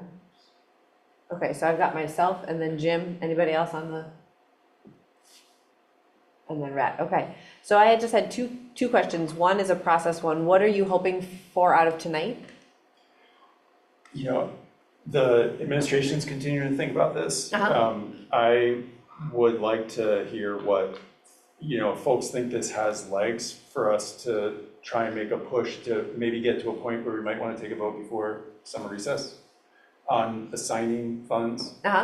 If it's a non-starter at the board level, that tells us go do something else. But the four folks on the operations committee, I think it's fair to say, all thought this was a reasonable thing to pursue, and so we really just didn't want to get too far down the road if we were off outside of where the full board was. Okay, that's helpful. And then my question about the content here is, let's say hypothetically, we put the roughly 1.5 million into the capital fund and we've upped the target for our reserve holdings to now 4 to 5%, which sits at about 1.5 million. Let's say hypothetically, we need that money for something. What, do we have a process for saying, oh, we actually have to draw down now from our savings and go below what our target reserve level is? Do we know what we do then? So, no, and I would want to have Christina and Libby here for that. And that'll be something, I'll take that note back to ask and try and understand that. But a couple points were made about the assigning funds. We can assign funds and then unassign them. Right. So once they're in there, I think we're not crossing the Rubicon, we're not doing anything that's irrevocable. We're really signaling to Tom that we're serious about this and we want him to be thinking about this as he prepares his facilities report. I think one example that Tom gave us around his ability to plan is if he knows that he's going to have the resources to replace all of the windows in UVS and MSMS, he can buy them all at once at a reduced cost, store them, and then over several summers do the work. And so having those resources and being able to plan can be more strategic, allow that strategic piece, and then ultimately save the district money. And in that case, in my hypothetical scenario, that money is no longer simply assigned, it's also been spent. So then we would actually no longer have it. We would have to, I just want to know what our process is for. In general, I think this is a smart use of a large reserve, which is what I see it as, is investing in the assets that we have, our facilities. So. And if I could just make one more point on that, we're not presenting a take it or leave it. There's a reserve target. We're happy to hear input and thoughts on that. There's an amount that we're thinking makes sense to put, but there's other numbers that exist out there, right? So I think this is all open for discussion. We don't want anyone to think that this is the proposal and it's this or nothing. Got it. That's helpful. And on the point, one thing we did talk about in the operations committee, to your point, Mia, about changing course. We have 50,000 assigned for a net zero study, but I don't think I think that's been assigned for years now. And Yeah. yeah, hasn't really made any forward progress. And, the thought that we had is, well, let's do something that actually helps. Like instead of another study, holding this for a study that we don't know what we're gonna do, maybe spending it on something that we know will be more efficient, might not get us to net zero, but will be better, is not a bad idea. So Move in the direction, yeah. we might wanna talk about that assignment and wrapping that back in. And so I just wanted to signal that. It was a topic that came up. We didn't make any decisions on it, but topics for conversation. All right, so then Jim and then Rhett. Yeah, definitely agree UES is I think a safe and needed investment, and also agree that we want to make sure that the experience of our students in this building now is worthwhile. How much are some of the, like, for instance, I think the future of MSMS is less certain than the future of UES. How much would the investments of like Windows and MSMS be something we could get back at some point if, say, we wanted to sell that building? Is that a cost that we would sink in and not recover, or is that something that would like up the value of MSMS? And the second question is, if we wanted to increase the target of our reserve fund, do we have to take action to do that? Do we have to change policy to get it to 4? Or is that something we could just kind of agree on and set it and have it be a de facto kind of informal thing? The way I view it, Jim, because we have a goal of 2, it's pretty squishy in the current policy, like we don't have a requirement. I don't think that would foreclose us from having sort of a de facto practice of maintaining more. Right, like, I mean, essentially right now, we have a de facto practice of having like a 10 or 12% reserve because we're carrying $2.4 million. So, if there was general buy-in and consensus that we wanted to have a more healthy than 2%, which I think there is, nothing about our policy would foreclose that. And part of, because I went down that road initially you're laughing because I had like, our base level reserves, our second tier, I was getting all fancy with it. And I think because of some of the concerns that you're articulating about the flexibility, we all kind of thought, let's just not do that. And if we have an operating consensus. Is there any argument to be made that if we had that number more formalized, that if, for example, the legislature looked for some sort of a clawback of money, that we would have a better argument for justifying keeping a certain reserve that was in line with the formal policy than if it wasn't? I would think the devil in the details of what, at this point, I wouldn't hazard any kind of guess based on the fact that everything I know about consolidation is probably going to change a lot. Yeah. So. But it's a good point. Like, it's something to think about. Yeah. That, if there's language like, number above this, number above like your policy required reserve needs to come back. Yeah. And if you've got 5 instead of 2, you're going to keep a lot more of that money. I mean, if we start seeing stuff like that, it'd be a bad idea to do that. And candidly, those concerns are kind of animating this discussion, that if we're sitting on a very large balance, there is a likelihood that it gets swept away. And if we're in the district, one of 5 districts in the state, maybe it's nowhere near here. Yep. So, That is possible. All right, Rhett, you're up. Yeah, I was thinking about that policy mentions a minimum 2% goal, and I was thinking about doubling that or whatever we want to do, and wondering, like, is that because if we want to designate a lot of what we have right now, we want to just make ourselves have a little bit more? Is that a good reason for that? And I'm just asking questions out loud. On the other hand, my understanding is that the purpose of the reserve fund is for like things break. And then we have the money right now to fix it. There's a fire in a cafeteria or in a kitchen, and we need to replace, we need to spend $50,000 to replace some stuff. That's the purpose of that reserve fund. does it need to be more than 2%? Is that reflective of the likelihood of more expensive breaking things? Or, you know what I mean? Like, or like, is it gonna help us in the event of a flood here, where we can't open the high school on, you know, at the end of August? Or not, you know what I mean? Is it better, you know, is it better utilized investing it in our buildings so that, I don't know. Those are these kind of questions, like, what's the purpose of doubling that number? And is it a good reason? Or is it just because we don't want to designate it?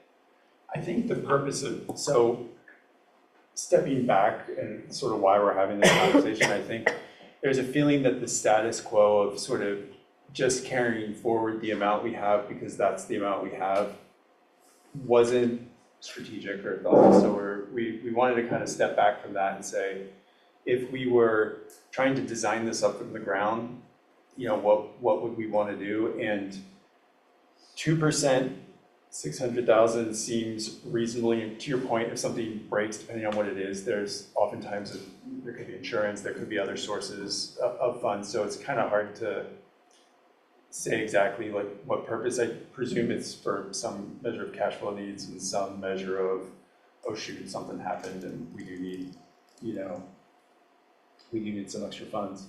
And some of it's probably just a little conservatism, right? In a budget, it's always good to have a little bit of extra on hand. Given that, you know, it is an uncertain time, it did seem 2% felt light. And I don't know any other way to say it. And we were kind of deferring to Libby and Christina. I see she did put herself on video, so she might be able to answer that question. I think Tim's doing a great job. Absolutely fantastic, Tim. I was waiting for you to bail me out. I unmuted a couple times, but I didn't need to interrupt. You're doing great. And we're stopped at a rest stop, so I know my internet's not going to go out right now. So yeah, Tim's 100%. Tim's representing all of our conversations and Scott really well around what we've talked about in operations. And the board can make a decision whether you want to do that. You want to raise the policy number officially or not. I mean, because Tim's right. We have been kind of de facto having that amount of money, you know, way above what the policy says anyway. I think when you look at the chart that Mia had up earlier, which is the accurate one that Jill was talking about, is that we don't have the money right now for the windows. So really, if that's a project that you as a board really decide we need to do for our schools, we need to go out and bond for it. Probably is the most likely scenario. Tom just got updated numbers for that, and they've doubled from when we got the original quote already, and that was 2 years ago. So just the windows alone for UES and MSMS are about $1.5 million just to buy the windows. That's not the work. That's just to buy the windows. So it's a pretty penny that we'd be spending. And I think with all the uncertainty that we're having, you know, if we're at 4 to 5% in our reserves, Christina and I would feel good with that. And you could always unassign things. You could always make that decision as a board. It doesn't need to be a huge deal. So I think Tim said, I'm not saying anything that Tim hasn't said. So he did a good job representing what our conversations are in the operations committee. Both Christina, Tom, and I all think this is a pretty good idea. Be more strategic with what we have in our capital fund. It got depleted, just to remind everybody, it got depleted because the MHS roof. The roof. I can't hear what you say.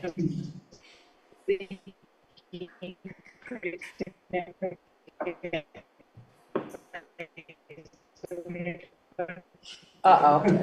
I'm texting her to let her know. Which was so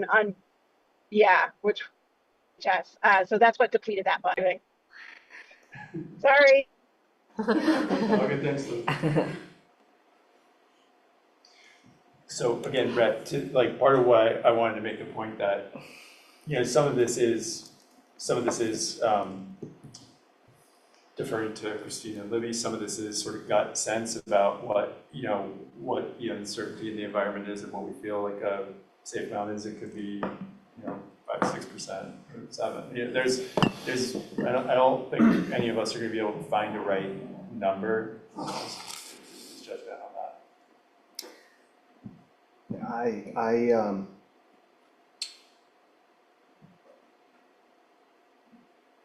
hope that this is kind of bleeding into the 454 conversation, so I'm gonna sort of bridge over a little bit. If this foundation formula is implemented in 2027, it's gonna be pretty dramatic around the state. So I hope that that doesn't happen. And part of what I'm hoping is that there's more movement on the district consolidation prior to the foundation formula, because then people have a sense of what we're getting into, and there's potential for some, budgetary changes based on different administrative costs, different costs of teachers sharing resources in different ways. I would hate to lose this money to other places that have greater needs in their facilities. You know what I'm saying? If there's a way that this money can kind of be utilized, it at least stays in this community. Whereas if we save it for the possibility of buying down tax increases, we might lose it for nothing and have nothing to show for it. So I think utilizing it is wise prior to all of this consolidation possibility.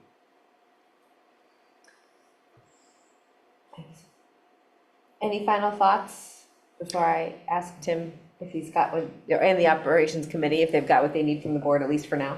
I have a question. So, we had an energy report done a couple years ago, or a facilities report done. Did you guys use that at all when you were doing your work? Yeah, I mean, we have one every year, or are you talking about? No, we paid someone No, to the do it. Truex Collins did a. The Truex Collins? Yeah. Okay.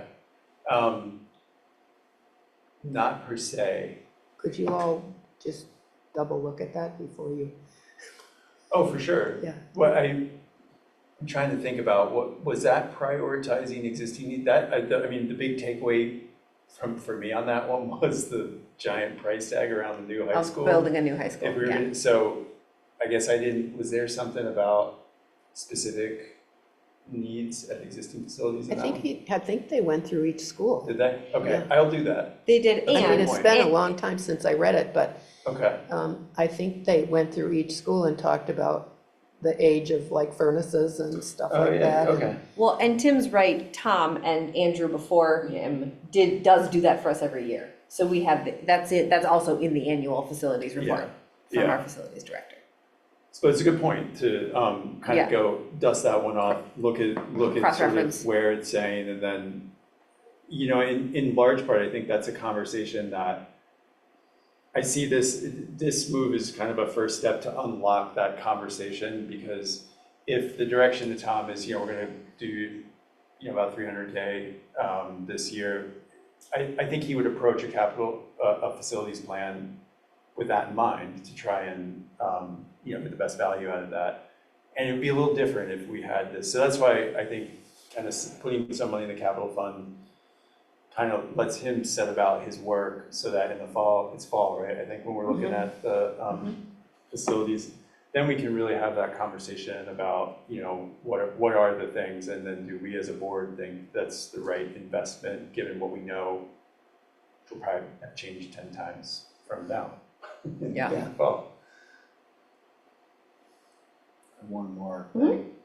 The net zero funds, I really think one of the kind of maybe a low-hanging fruit might be heat pumps in the hottest classrooms in the district. Maybe that's south-facing third floor at MSMS, wherever it is. That's one thing that it shuts school down at one point. Right. And you can deal with cold, but you can't do much with heat. We can all bundle up and put on a hat and put on a scarf, and it's not as comfortable to write, but we can get through the day. If you have to shut down the school because it's too hot, that's an investment that's helping you potentially prolong the school year in certain spaces. you know, heat is a really, really challenging thing to overcome, and heat pumps can cool. Yeah, no, that's a great idea. It's true. It's true. We'll definitely refer Tom. We'll have another meeting it'll be before the next, right, it's the first meeting of the month. We do it right before the full board meeting. So, I'll bring that up. Anything else you're hoping to hear from the board before? So can I just maybe summarize what a potential takeaway is, and then you guys can either tell me no or yeah. Sure. We'll go back to the operations committee and say there seemed to be general support. If folks want to reach out individually or come to that operations committee meeting, if you think, you know, maybe we're being a little aggressive on what we're putting in the capital fund, maybe we're being a little whatever on any of the specific numbers, we're all up for hearing it. But barring anything else, we'll maybe bring a proposal to try and act on for a vote to assign funds before we go into the summer break. I think that would be the only action that would be needed, an assignment of funds to the capital fund. And then, and if there's any specific asks to Tom as he plans, we can hear that at that time. Yep. Does that feel right to people? Okay, Sounds good to me. we'll do that in the next meeting. Thank you. Great. Thanks, Al. Thank you, Operations Committee. Great, so then moving on to the legislation at the state level. When we thought to add this to the agenda, we thought the Senate would vote on where H454 is at, and I learned today quite likely they are not. Is that correct? They at least put it off, They've put it off, at least till tomorrow. So at least till tomorrow. it's on it. Good certainty. But the question is whether or not we as a board would like to take a position on this legislation, or on more generally the question of education transformation in the state. And if yes or if no, is there any communication that beyond talking about it at board meetings and, you know, Libby including it in her superintendent's reports just about every week, any other kind of communication we want to do with the community?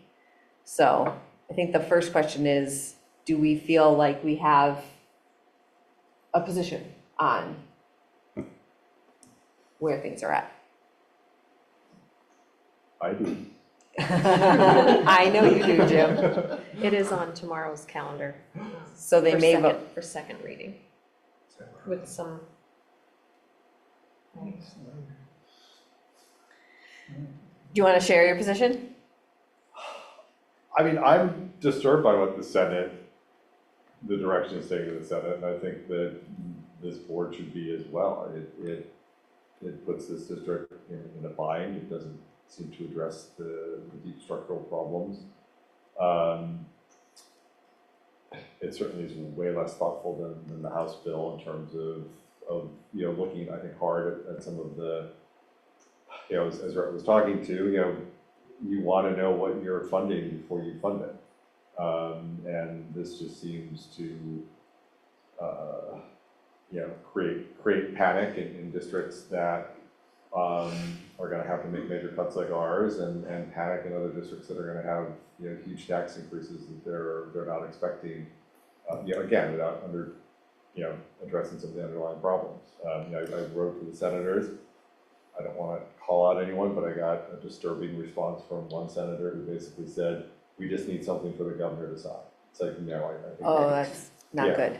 I think and I'm paraphrasing, and he or she would probably say it differently, but yeah, I think we should, you know, we've got a couple problems. One is this is moving really fast, and our board does not move really fast.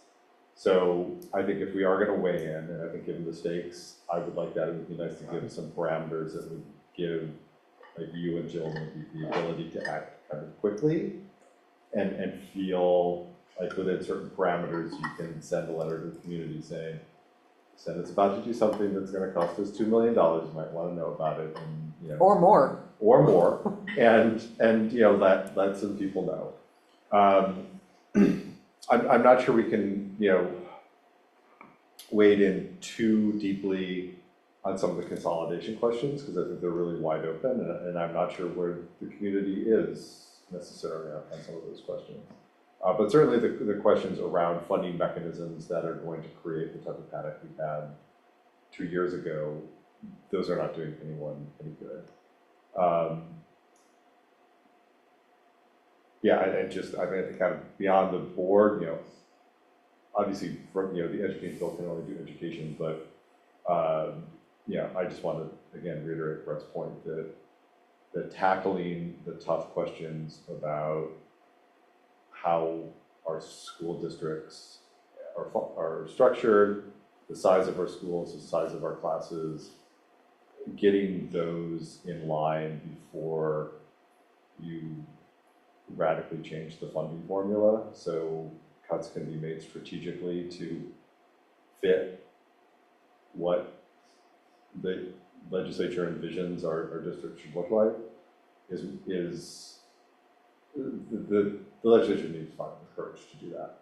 They can't do what they did in the past, which is throw hard financial things at us and hope we figure out the rest. And it seems like at least the Senate is headed that way. Thanks, Jim. Thoughts?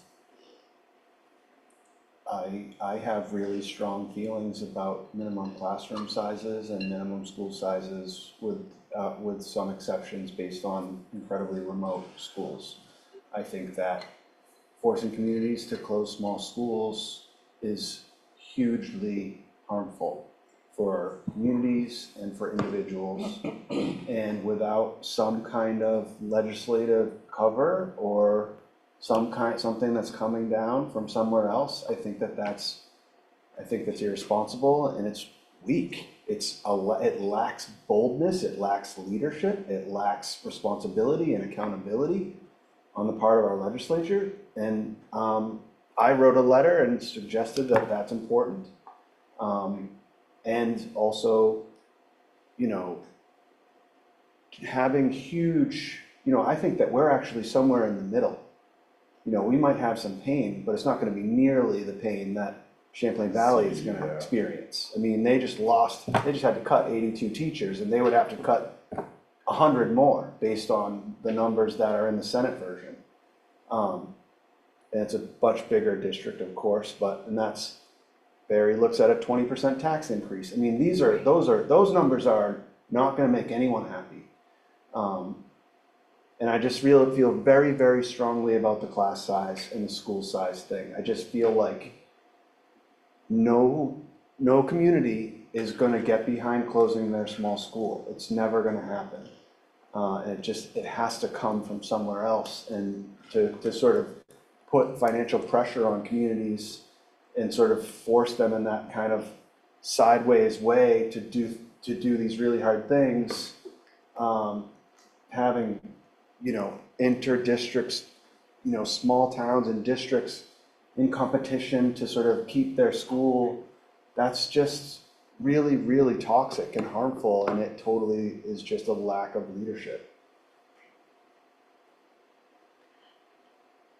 Sometimes hard choices need to be made. Yeah. That's right. Amani, and then I'll put myself on the stack. Yeah, Brett, I hear you and I completely understand. I think that I still have the lovely 11-page PDF open that Daniela Sutherland wrote originally, and I still think that this is one of the best worded arguments against this really potentially devastating plan. And I guess I'm curious because I know Jason Gingle sent out an email to the students maybe a month or two ago about like how students can get more involved, but I know that students don't always check their emails and aren't always like reading into them. So I'm curious, like, with the time that Miriam and I have left on the board, is there a way for us to reach out to students and try to get their input? Because I think Jason's email is pretty much like, there's a lot going on here and it's moving really fast. And the one thing they don't have is any student input. And I know that students aren't the only ones that will be affected by whatever happens, but they will be greatly affected. And I think it would be really interesting and helpful if students who are interested could at least learn more about this. Because just amongst track friends from here to 32, like some of them understand that something's happening, and you know they're all like prepared or not prepared to merge like as a Washington Central idea. But I don't think they understand that the current prediction could be way more broad and devastating. And I don't think, unless a student on the board is hearing all this, they know any of it. Yeah. And I think it's really under the radar, and I think it would be amazing if students and others could be more aware and give their opinions. So, sort of building off that, I know this is going fast and unpredictably in the Senate. Is it too late for that sort of thing?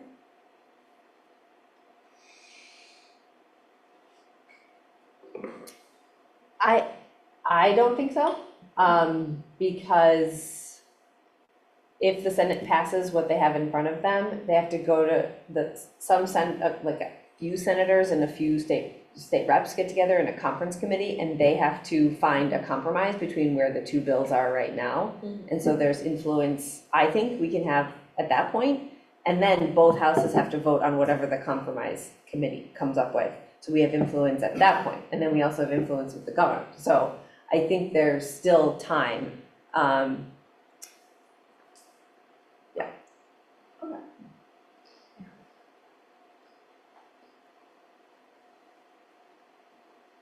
Oh, I put myself on the staff. And that was to say, I think I'm gonna remember this.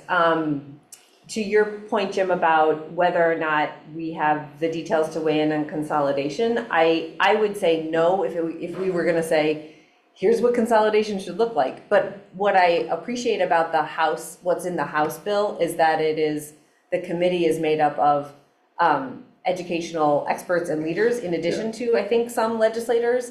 And so it has the people who will be able to address those kinds of questions, like what is like a small school by necessity, and what is the best research tell us about class sizes, rather than just made up of legislators. And so that to me feels like at a level that we could weigh in and say, that's a smart approach to figuring out this very big issue of consolidation, and having some way of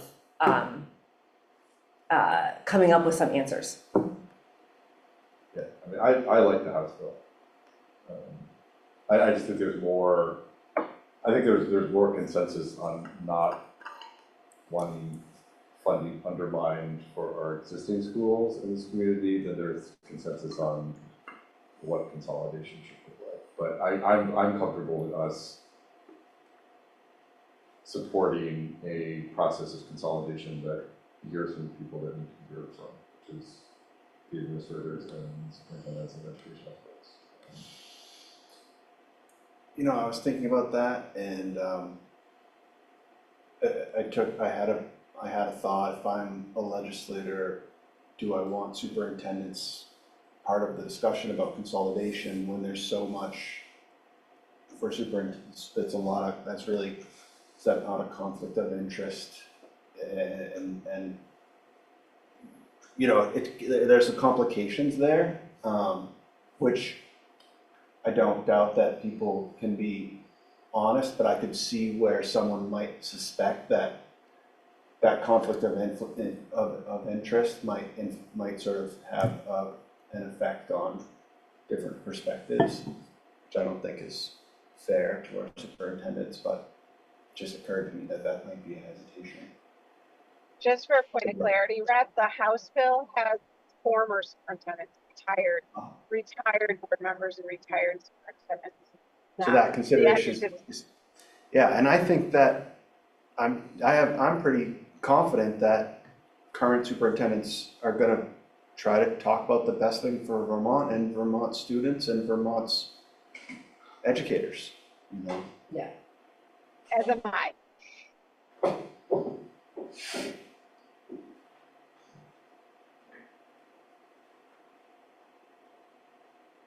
Other thoughts?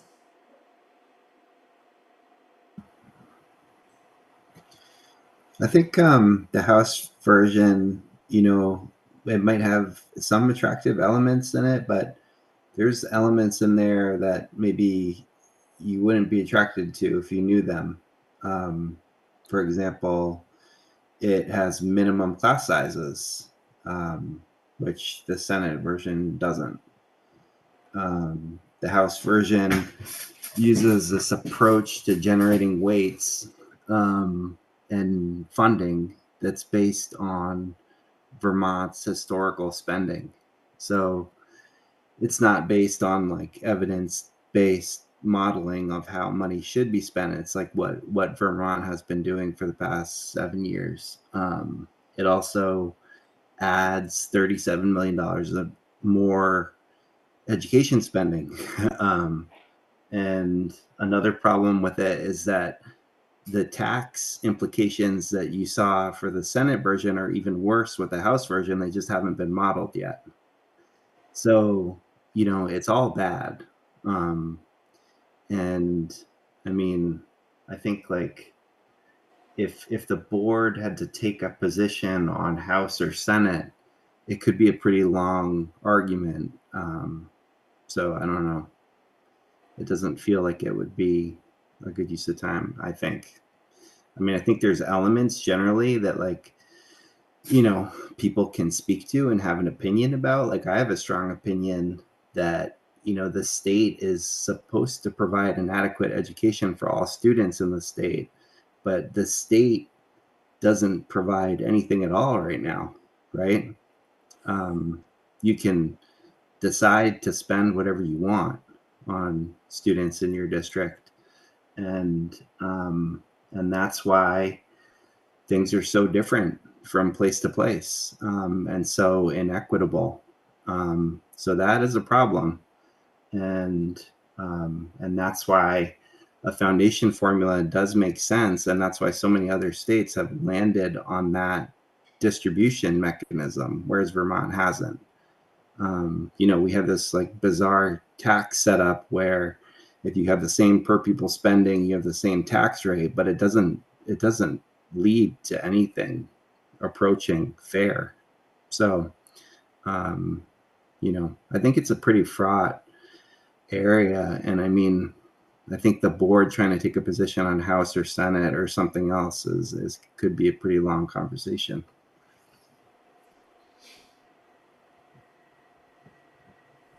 I think if there's anything that, like, there's any like policy discussion process that would justify a summer study committee, it's this one. Like, it's so impactful. The bodies are so far apart on so many issues, and there's a real lack of understanding, I think, in the public about what any of it means for anyone. I mean, Jake's point is well taken that I don't know the details in any of these bills, and I can try and follow this.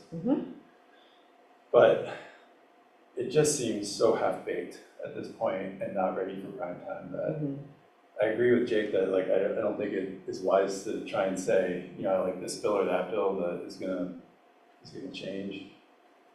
I think really, if there's anything I would support, it's just that folks take a breath, not do what really Jim was talking to, is saying just sign something for the sake of signing it. Yeah.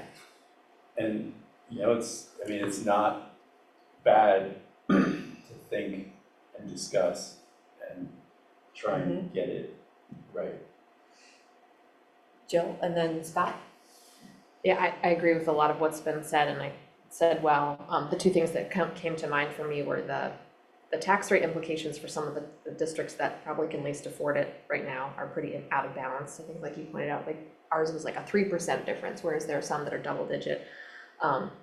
And then the other piece I think is just, you know, it continues to feel like it's sort of pulling levers and pushing, like, you know, like you were saying about like pushing this way and pulling this lever to try to force behavior to change or to force some sort of magic reduction. And then we know that healthcare like is a huge part of costs. And so the same headline of, you know, Senate Finance Committee plugs their nose to pass that bill out of committee, saying they hated everything about it, but they were going to pass it out.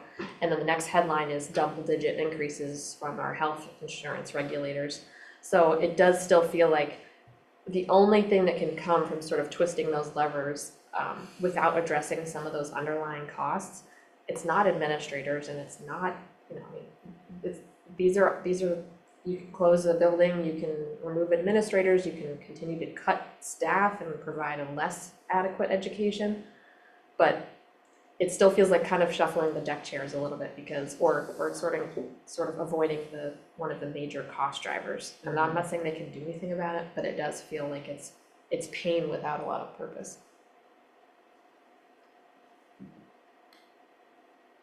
Do you hand up, Scott? Did, yeah, just really quickly, Jake, I completely agree with what you were saying about not taking a position. And I think I also agree with a lot of what everyone else is saying. I think our job is to help get that information to our community and let the community members decide what their position is. And so I very much appreciated Libby took the time to draft a letter. I saw the article in 7 days. I think as much as we can get that information out to our community members, I think we're doing a good job. I think we don't necessarily have to say yes on the Senate bill or no on the Senate bill to still be effective at educating the community I at would the agree with effects that. of what's being proposed. Yeah, I like that I think fact-based communication, and I think I've heard people there's 100, like people are confused, they know something's going on, they don't have the time to follow it, even if they haven't. I think it takes a lot of time to follow. It's complex. Yes. So I think fact-based.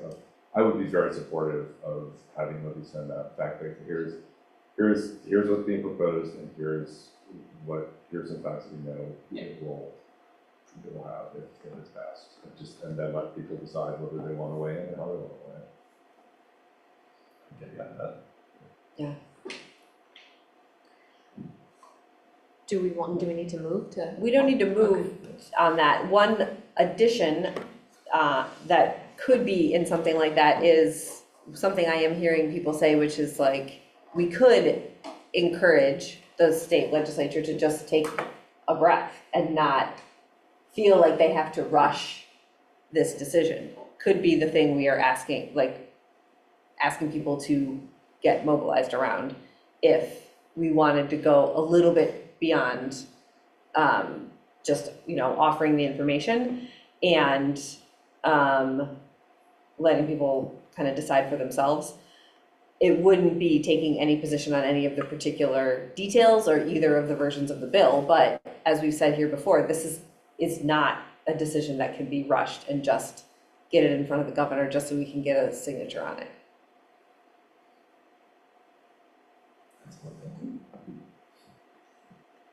I mean, what's he gonna do if he has nothing to sign? I think they can. I'm sure there's some worry about finger pointing back at the legislature, but yeah, there's a lack of leadership on both sides, honestly. Yeah.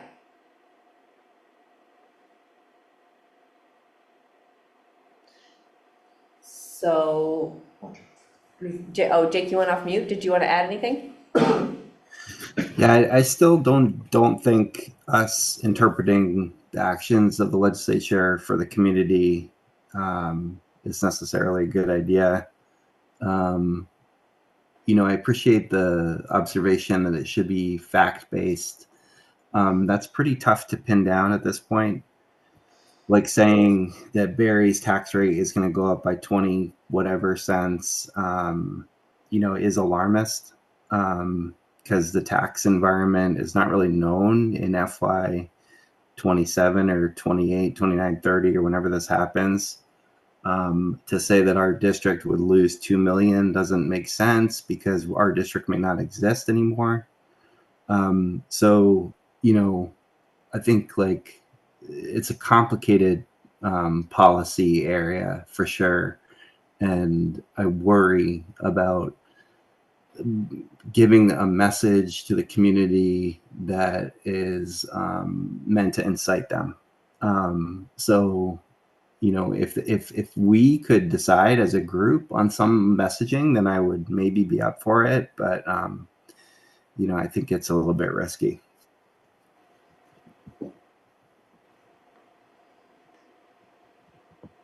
It sounded like the direction we were going was the message would be as best as we can, the facts, and we think that this is a decision that requires more deliberation. So we would encourage the legislature not to rush. Yeah, encouraging the legislature not to rush seems fine. That is not, a sensitive statement at all. And fact-based, to the extent that we want to be saying anything to the community, if they are really fact-based, then I guess that's okay too. But there's definitely some interests and people who like, I don't know, there's a distillation of things and a lot of misinformation and a lot of things that are really far from being settled or known. So it's just difficult to make objective observations about these bills. So it would take a lot of tuning to get that right. I mean, I hear all that, and I also think that we do have at least some ballpark ideas of what these bills would do. And I'm very fearful of being in a situation like we were in a couple of years ago, and the community saying, why did you just sit on your hands and not let us know that this was coming, that this was brewing?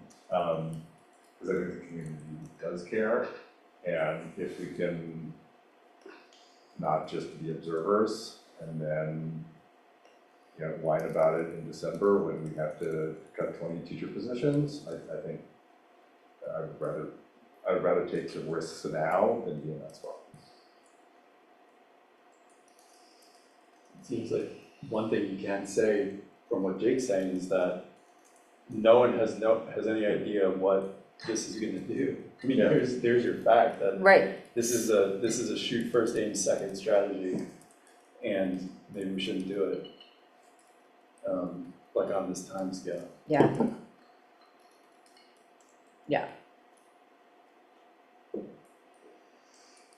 So I think I'm gathering that we're good with sending something to the community that shares high level of what's going on and encourages folks to be paying attention as best they can. And in fact, the best thing that we could be doing right now is slowing the process down so that there is more time for deliberation and thoughtfulness.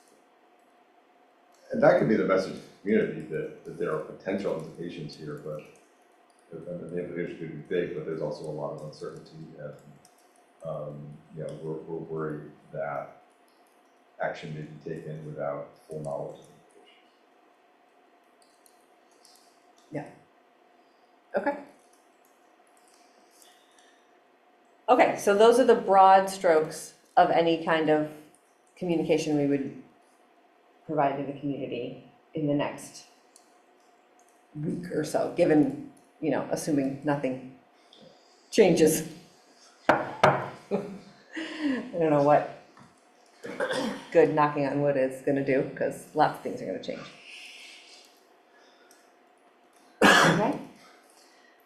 So moving on then from this discussion, Folks good to do that? Okay.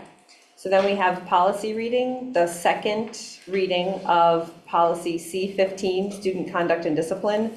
We're actually pulling the first reading of the policy behavior threat assessment because that wasn't ready yet. We'll put that on next meeting's agenda, but we have the second reading of policy C15.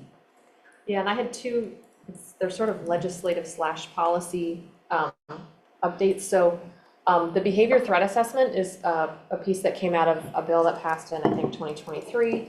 The Agency of Education is responsible for providing model policies for each district to have a behavior threat assessment team and have a policy and a procedure. And so Jess Murray and I have pulled that up. She was able to get that from her AOE contact because their website didn't have it up yet. But we have not had a policy committee meeting in which we reviewed that piece yet. And the other thing that is legislative related is, and the VSBA had this in one of their updates, they're actually, and it looks like it's still in H480, which is the miscellaneous education fixes.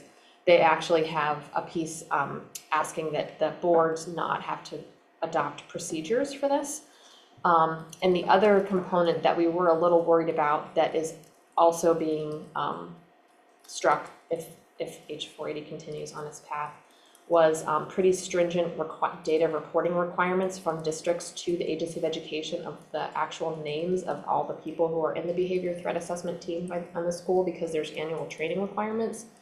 And there was a concern that if we have to do that every year, first of all, people can change mid-year, but also is that going to limit us for how many people we can train, because they have to come to this AOE training. We can't do like a train the trainer. So it actually makes us sort of have a smaller team. Put the person's name in the policy. Yeah. Instead of the role. And if we have to do the trainings the way that they were articulated in the original bill. So there are some changes to that particular behavioral threat assessment policy. The other piece that's in H480, which is out of the House and is now in the Senate, is to postpone that requirement until October.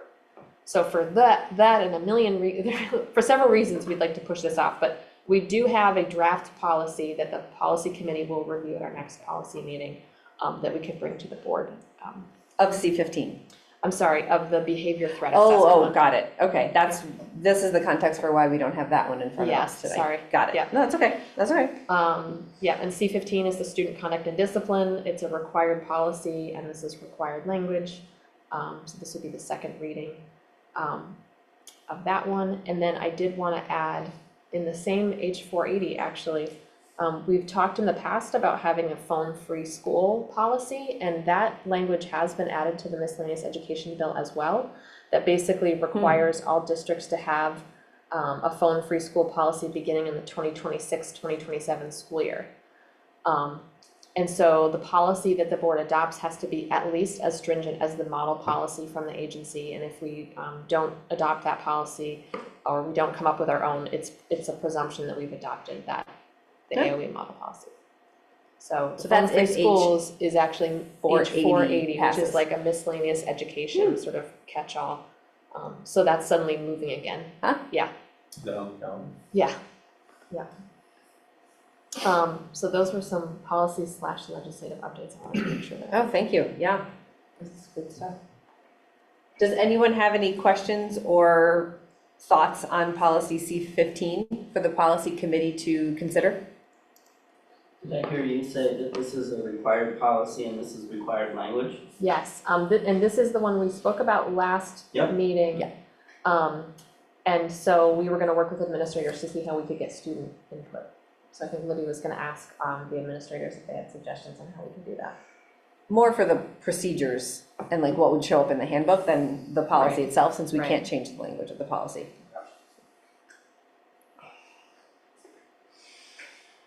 Any other C15 questions or thoughts? Okay, so then policy monitoring for C12. Prevention of sexual harassment as prohibited by Title IX. I move we accept the policy monitoring report. I'll second. And it does report compliance and it does not make recommendations to change the policy. I'm trying to be good about checking that. Yes, right, right. Great. Any discussion?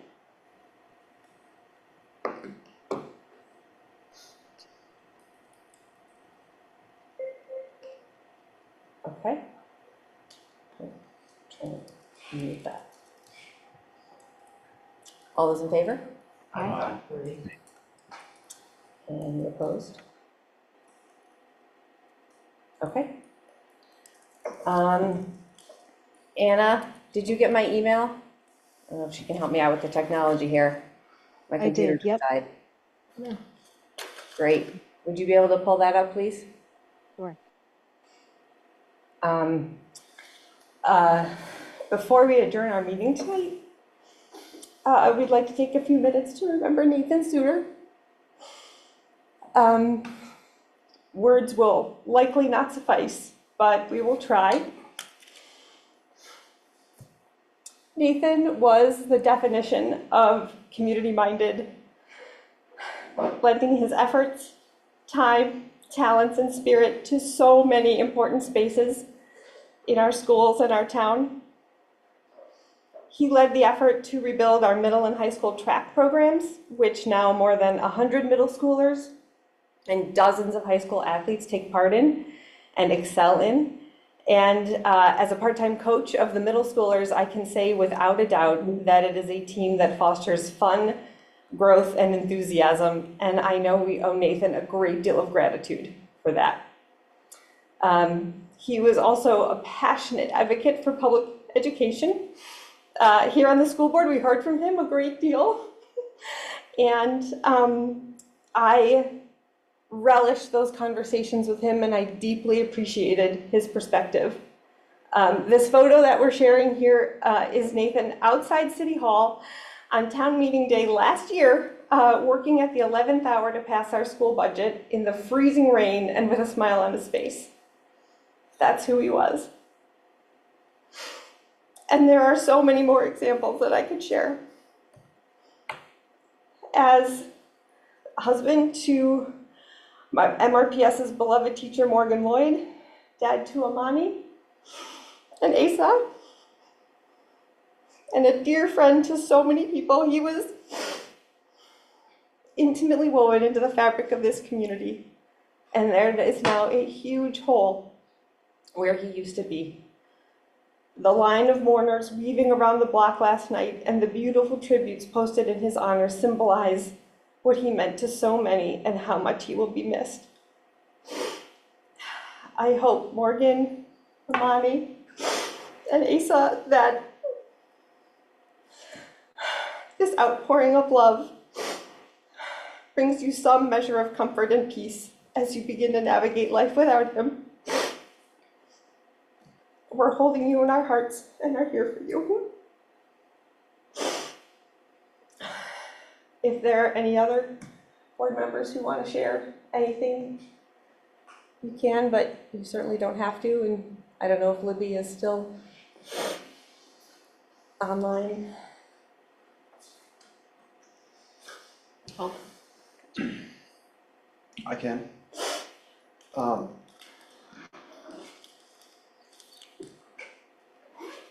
I worked with Nathan and a group of folks on our visioning project, and so got to know him and know what he was about. And when Roxbury was basically losing RVS, I spoke to him a lot. And there were times when folks had strong feelings, and that generated strong feelings, and I might bring up a certain person, and he would say, I just spoke with them. He really didn't want to see RVS close, and he hated the whole situation just as much as everyone in Roxbury did, really, and I think everyone in Montpelier as well. But he said, he would say,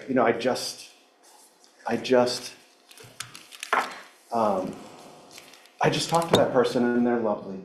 And I always knew that that was what he would say a lot. When I was sort of disagreeing with someone in the community, he would champion them, that they were wonderful people.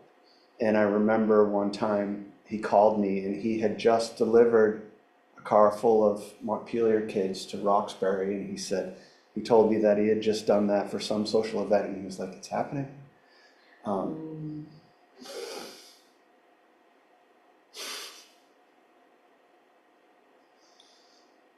And I just hope I can be a little bit more like Nathan and maybe smile a little more.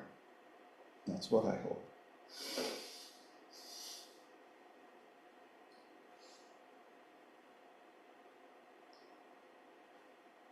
Yeah, Nathan was one of my dearest friends. I know how much he loved his community. I know how much he loved his family. I know how much he just loved life. And ironically, his heart failed him, but his heart never failed anyone else. He was one of the biggest hearted, most loving, most generous, most giving people I've ever met. And his capacity to bring people together genuinely, authentically, really unmatched by anyone I've met. And his ability to know what was the right thing to do and to have the courage to do it time after time after time is unmatched. And he's a light that burns so brightly, and I know that light will guide us. And I just want to say to Amani, Asa, and Morgan that we love you so much, and we're there for you. And there's nothing that can fill the hole of this loss, but we can give you love, and you can use the love and strength I know he gave all of you to move forward. But it's really hard right now. It's really, really hard for this whole community and for Amani's family especially. It's really hard and really sad.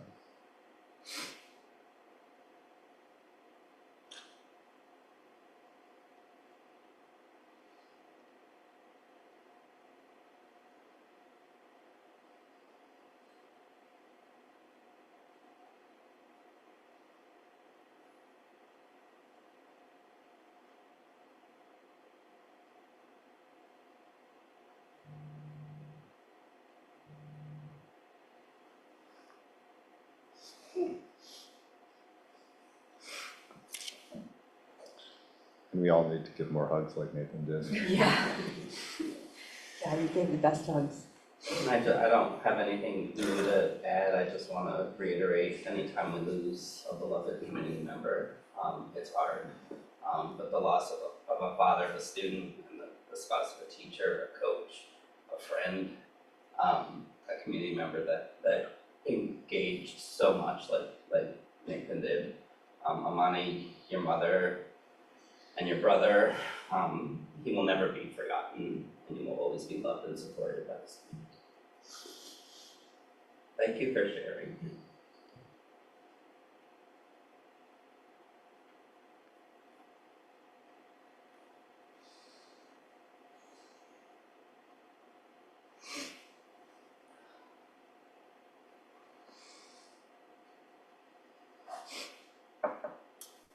I often find some solace in other people's words. So I'll close us with a verse from Bob Dylan's Forever Young, because I think it describes Nathan really well. May your hands always be busy. May your feet always be swift. May you have a strong foundation when the winds of changes shift. May your heart always be joyful. May your song always be sung. And may you stay forever young.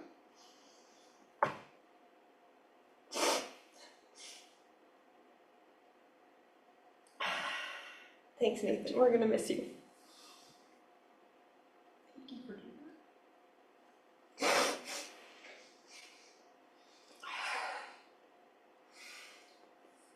Maybe we should have adjourned first. Feels kind of dumb to vote right now.